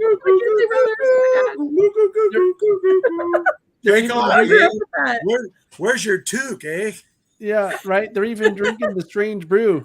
Did you custom make those? They're fabulous. Yep. No. My old friend, late friend Rick Restivo got those as figures because we always had a joke about the McKenzie brothers. I can't talk about it on the air, but anyway, we were into that. Okay, we can move on. I just had to say, I'm not crazy. I'm not the only one. It was actually the old SCTV from Canada, and that was kind of their little feature about these two Canadian, But anyways, that's it. Just I had to put them on the trades. I'm sorry. And they're drinking beer too, eh? I'm gonna make him take off now, you hosers. Yeah, you take off. Oh shoot, what happened? You be following me on the Great White North, eh? Yeah, let me try to. All right, no, there you go. Go there. Wait, you're almost there. Okay, we're gonna go to the live steam stuff now because there we go. My love of live steam railroad actually started, I believe, in 2013. God, Patrick, can you smile, dude? Anyways, this was my first locomotive. It's interesting how hobbies start out. Okay, this locomotive was for sale over at Berkeley Live Steamers over in the Bay Area. And I saw it online. I said, oh gosh, I want it on my mantelpiece, right? So I bought it. I wasn't that fond about running it. I thought this would be really cool, to have. So I bought it, put it in my barn. I said, eventually when I build my house, I'm going to put it on the mantle. Well, the next thing's like, I wonder if maybe I should run it, I'll build just a little track. Almost 2 miles later, right? More locomotives to come, more money out of the pocketbook. But I tell you, it's a great hobby. And some of the people in the hobby are fantastic. I mean, you meet the nicest people. I'm connected with Train Mountain. I have this friend named Matt Thomas, just great guy, helps me out with stuff.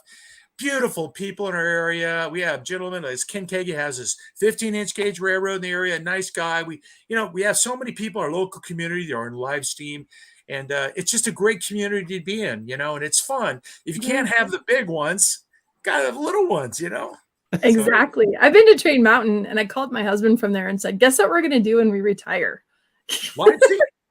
I know it's interesting about this particular locomotive. The reason I wanted to is it's a carbon copy of Walt Disney's locomotive. Walt Disney bought this prior to him building Disneyland. You know, he was very much into miniatures, and this got him started. He actually had his designers at Walt Disney build him this locomotive, and they built a track around his beautiful home there in LA County.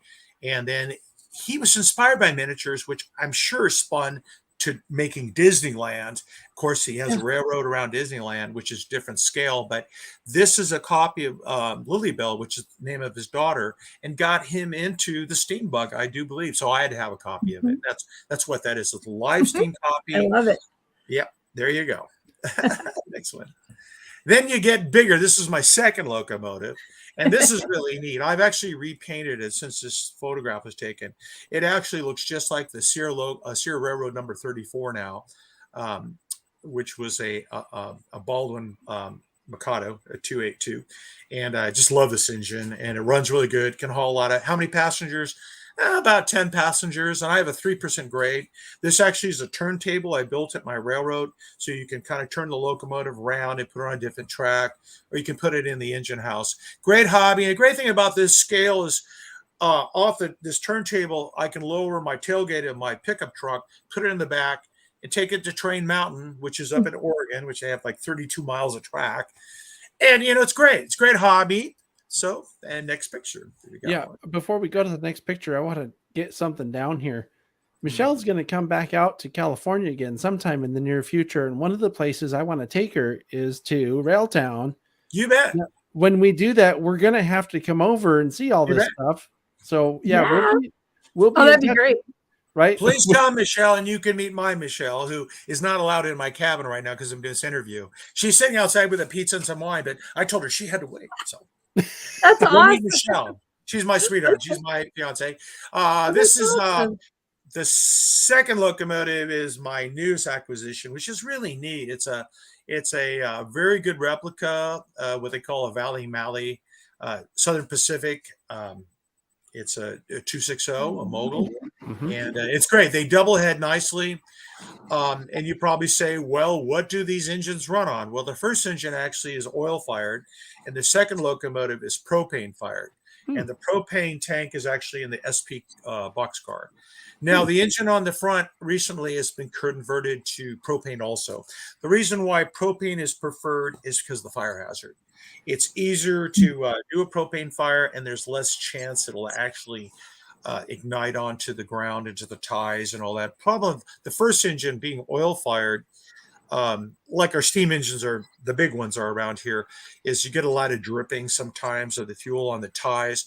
And I live up here in a part of California that's very, very prone to wildfire. So I've converted all my engines now to propane, which is a safe way to go. Yeah. And of course, I had to buy a diesel. Again, you've seen the second time you've seen it. This is out at the edge of the railroad line I call the Hawk's Lair.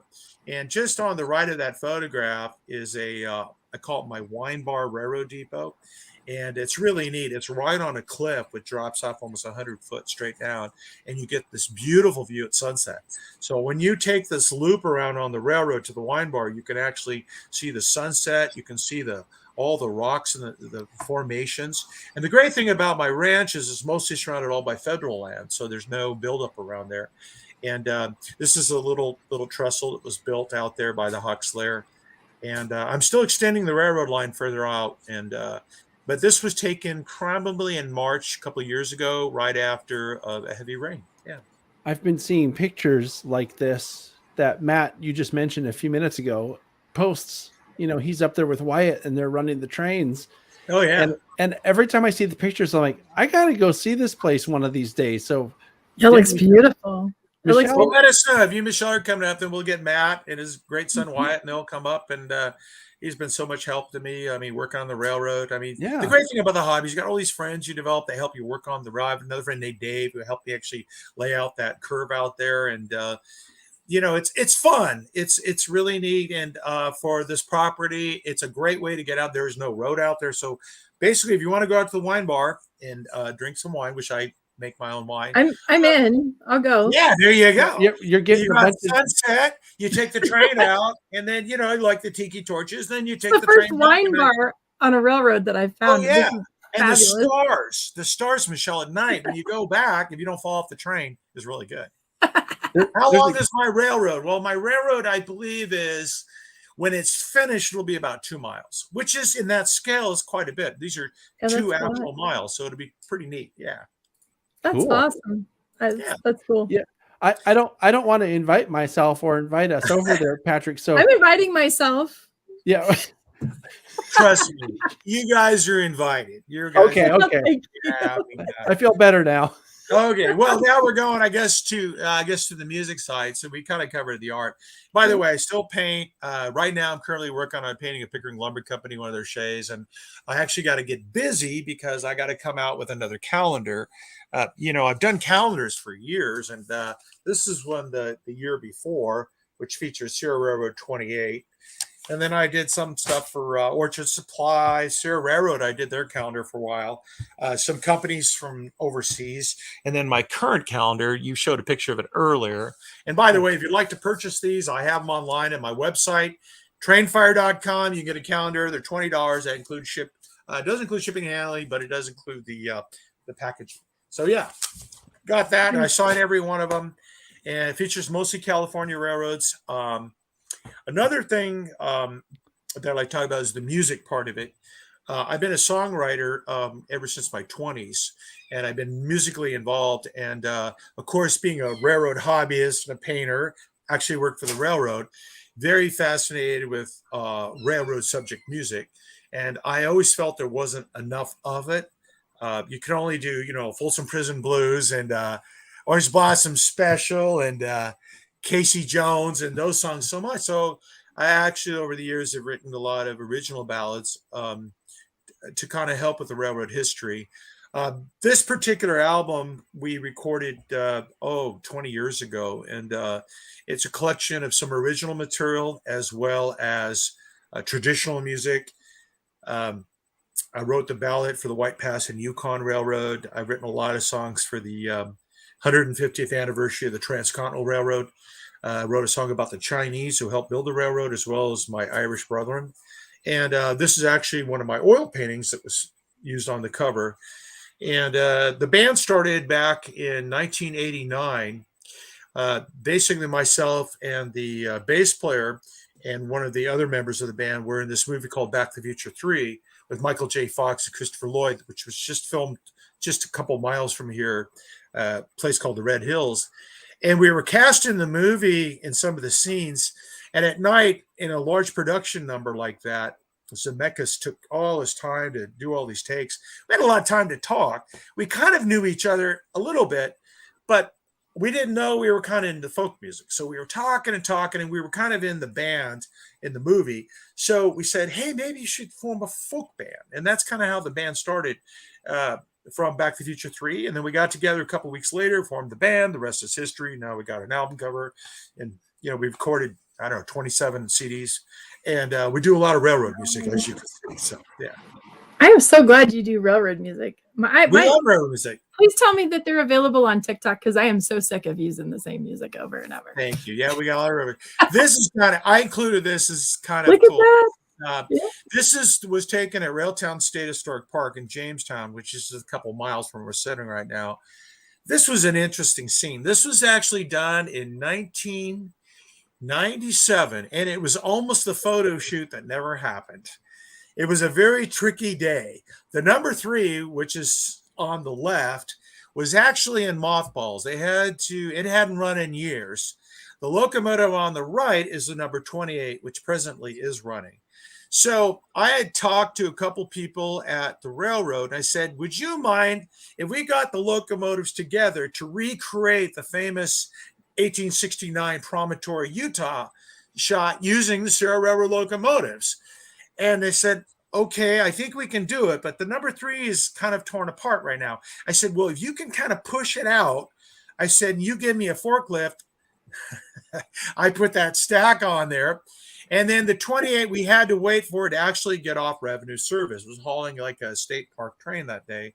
So we waited and waited and waited, and then finally showed up.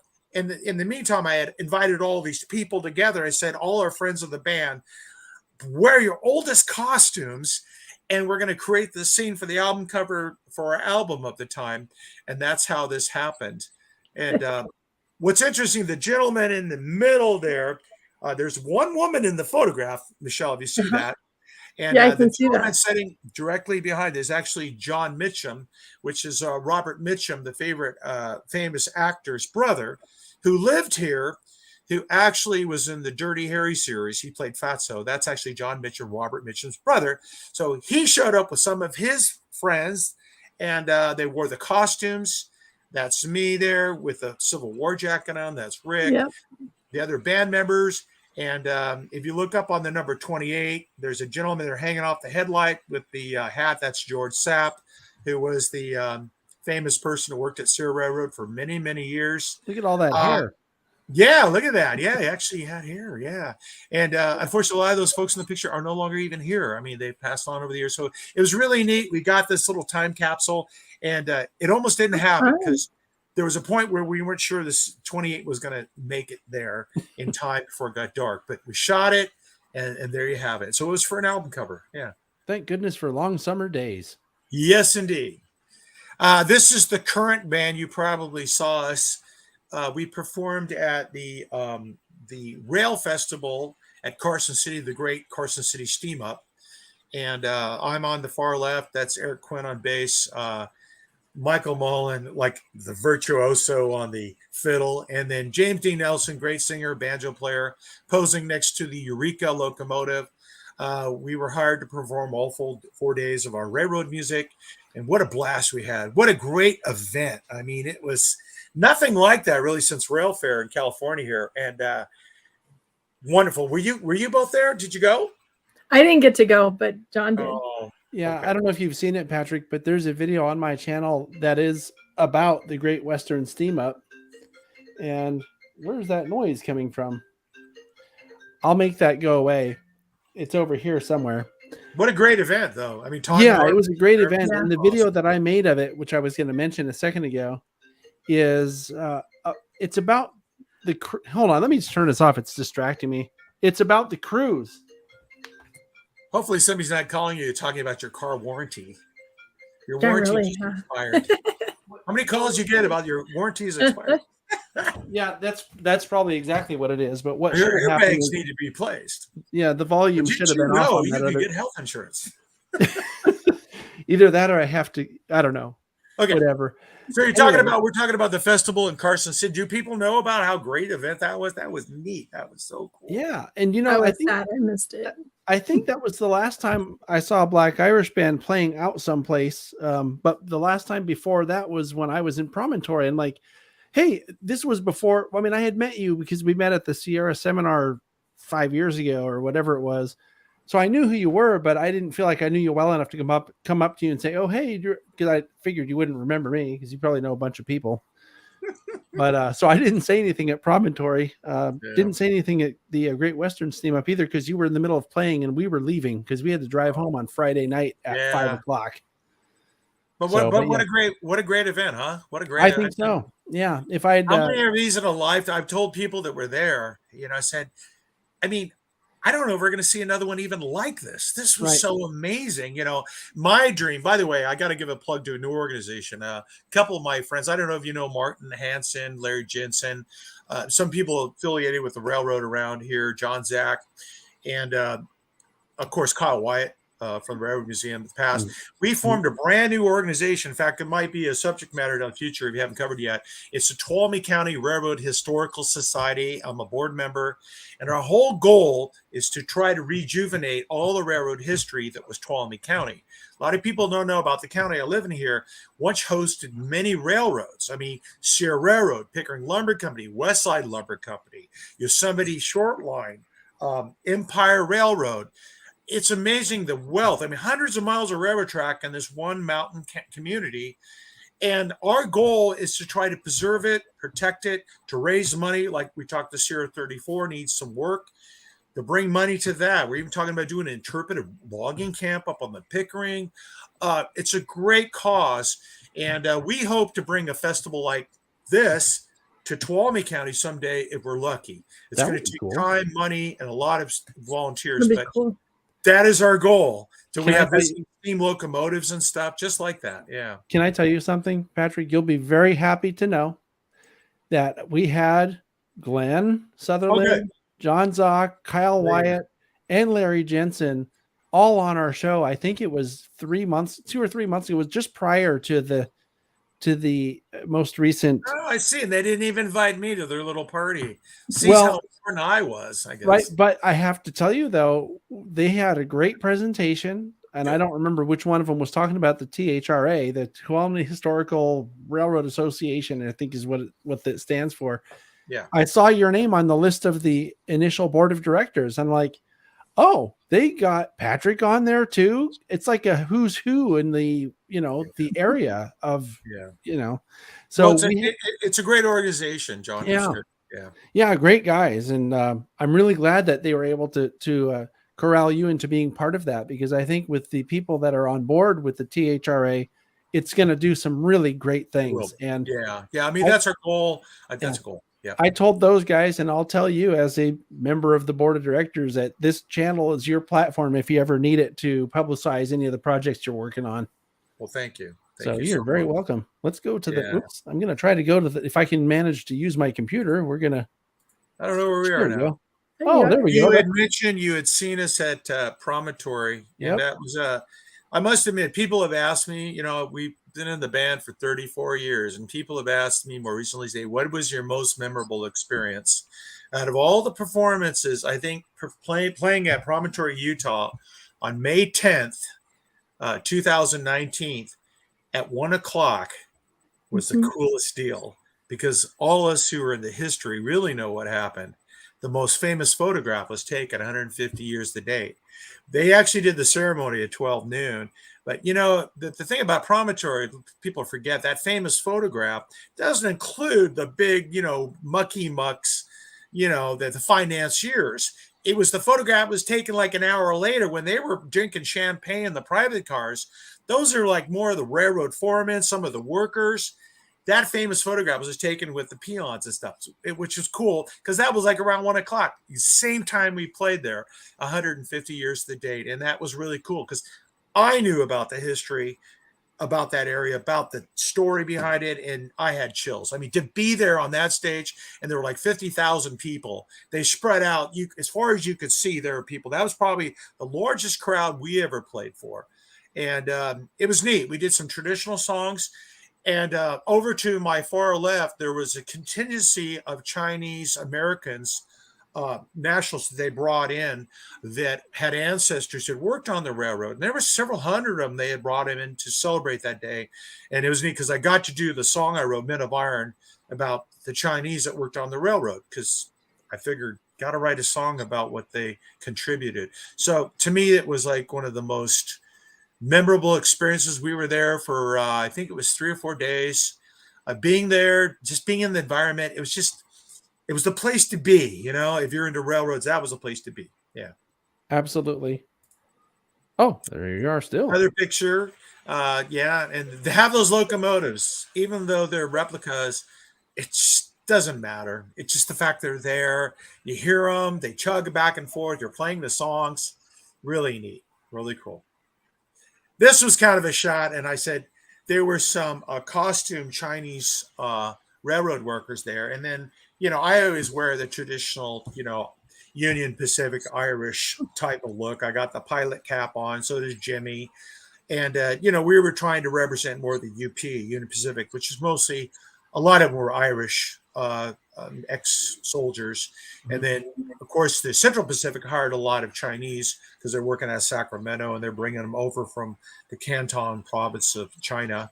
So I wanted to take this photo. This is my photograph. This wasn't staged by the organizers. I said, let's get a picture together, and it was really neat. I had written a song called Irish, or it was called Railroad Track Chant. It was kind of a sea shanty, but set to laying track down.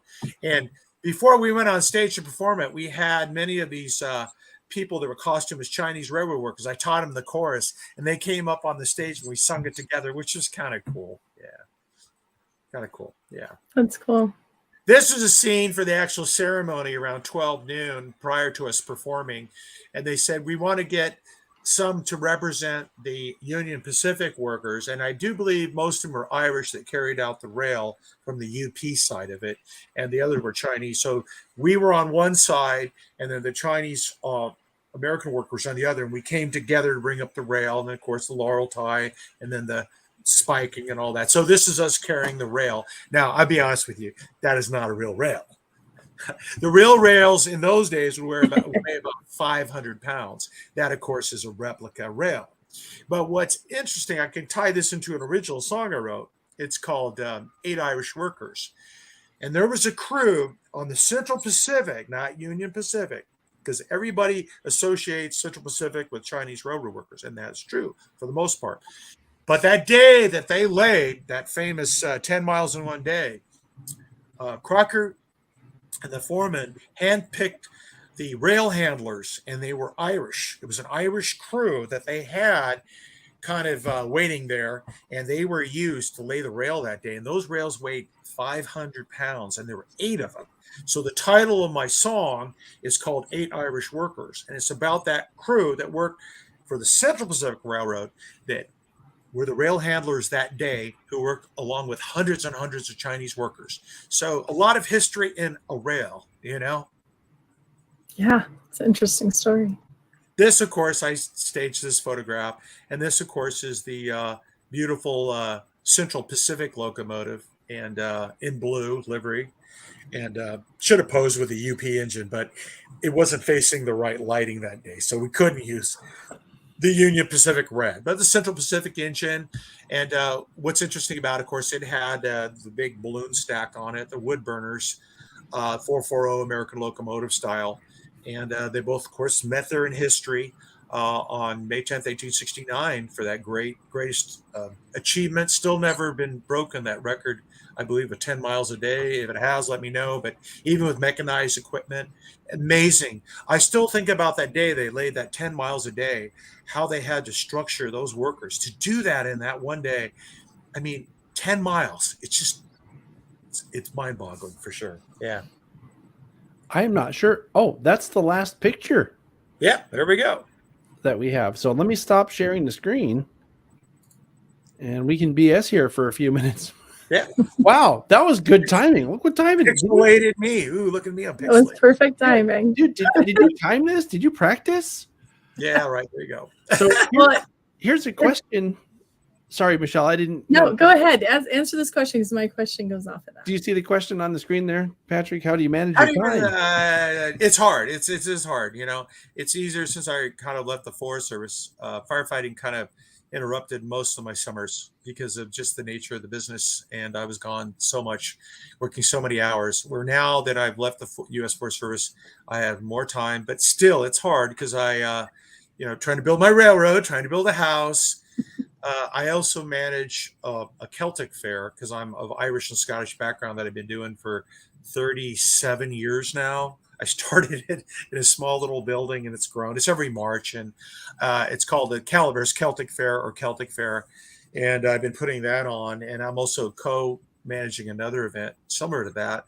And then the band performs a lot. Like, in fact, I just got back from San Francisco to be here today. We did a corporate party downtown Frisco last night, playing on a rooftop, and it was just me, Jimmy, and our fiddle player. But we're performing this week in Columbia State Park, so it's hard to manage time, at times, and the times it can be slow, but I do take time to enjoy my railroad hobby for sure. It's important to do that, right? Because in the end, if you're not having fun, you're not doing it right. Right. Absolutely. It's about having fun. You're so creative in both art and music and probably every aspect of your life. and so busy too. Do you have a favorite thing? Is painting like your favorite? Or do you love the music? I love painting, and I do more than trains too. I mean, just trains I'm kind of known for, but I also I have a second home on the ocean. I live in Tuolumne County part time, and a beautiful home right on the ocean. And I do a lot of what they call plein air. I've always done plein air, which is from life. Mhm. And I like just going outside on a day, it's a little bit of red wine and a couple hours, whether it be here, Yosemite, on the ocean, even up in Alaska. I like to get out and paint. I like to have time to do that because it really kind of reconnects me with the art, with nature. And so I do try to find some time to do that. But at times it does get overloaded. I do get overloaded, yeah. Well, we'll make sure, Patrick, when Michelle comes out again next time, that we come up and give you a chance to relax with your wine out at the Hawk's Lair. Heck yeah. We'll go to the wine bar on the train. We'll go to the wine bar. Yeah. Yeah, that'll give you that way you can relax a little bit, We'll be your excuse to take it easy, Well, we got to have time to enjoy life because life is short. Yeah. I got to mention that too, that our top secret producer has been posting the link in our chat here if anybody's interested. I think that supporting Patrick's work by getting a calendar, right? Yeah. It might even get autographed like that. I feel so famous right now. It's like my brush with greatness. And let me tell you, John, the worst thing is on January 1st, if these calendars are in boxes, guess what? I know. So buy them for Christmas for everyone right? Yeah. And I don't sell them through major chains like, Leaning Tree, and I know Gil Bennett, some of the others, they have major Amazon sponsors. I don't. I'm still a mom and pop operation. I have my website. I do sell it at Railtown State Park and a few other places, but I'm really not that connected. That's another thing about, burning the fire. Sometimes it's hard to do the marketing, the painting, and with everything going on, and and I don't have a manager, so it's just kind of me, and so it's it does take a lot of time to get the word out there. If you're really seriously about selling your art, I feel you, dude. It's the same exact issue I have. I'm so busy editing and producing stuff. I just have not good at promoting. So it's hard. It takes time. That's a whole nother. I mean, marketing and promotion is it's a lot of work, and you really have to be on top of it. You can't miss any turn it or you miss a great opportunity. For sure. So, yeah. Well, Patrick, I have enjoyed seeing your paintings. They were wonderful. Thank you. I haven't heard your music yet, so I'm going to have to go check it out. Yeah, and I enjoy your photographs. I'm looking at your cool pictures. You got the Challenger up there. I need one of yours on the wall, huh? Yeah. How did you get into railroading, Michelle? Real quick, can you tell me? Tell us about your passion for trains, Michelle. You got to work on mine, Michelle. She needs to get into trains. I honestly fell in love with the museum as great of what it is and the joy that it brings. And I just learned that I'm actually a rail fan, and I kind of have been my whole life and just didn't know it. Like I used to go out and watch trains, and I didn't realize what it was. Can I interject something, Patrick? In case you don't know, I don't remember if I think I told you, but I don't know if you remember, but Michelle is the executive director at the Colorado Model Railroad Museum. That's the museum she's talking about. Awesome. Yeah, so it's like my day job, but it's more of a lifestyle now. Awesome. Well, I got to get there and see you. You do, and you can bring the band and play at our events. That'd be great. I would love to. I'd love to. I love Colorado Railroading. I've been to the companies in Toltec, the DNRG, the Georgetown Loop Railroad. Yeah. I am very much into Colorado Railroading. My dad took tons of Colorado narrow gauge stuff and standard gauge stuff that I've not even looked at. I got boxes and boxes of color slides. I can't wait to get to Maybe we need to do an exhibit. We'll have to share. Yeah, I'd love to. My dad would be so great. Honored. Yeah. I'd like to actually invite you back sometime if you ever want to share some of that, some of his photos. That would be kind of a cool show. We've done a lot of shows where we're sharing photographs from people. So I think I'd like to show his Colorado stuff for sure. Yeah, let's do a Colorado show. That would be really fun. I would like that. That would be great. Yeah. I'm excited. I feel like we've really just scratched the surface, though. So you definitely need to come back at some point, and we can be in touch about that off air here. And wow, it was timed out so well that we're past 6, and I feel like we have more to talk about, but the show's over. Okay, well, thank you for having me. Thank you for coming. Great to meet you, Michelle. And why don't you come out and visit me and Michelle, and we'll go out and drink some of my Zinfandel and have a good time. If you hang out, Yeah, if you hang out, Patrick, for a couple seconds here while the end of the show finishes, there's a little music that we play. We can BS here for a minute after that, if that's okay with you. Okay. You bet. All right. In that case, I think that's it. Yep. Thanks, everybody. Thanks for everybody listening to for my watching. Thank you for the opportunity. I appreciate it. Thank you very Yeah. much. Thank you very much for coming. And yeah, I'm so excited. We'll talk to everybody soon. Thanks again.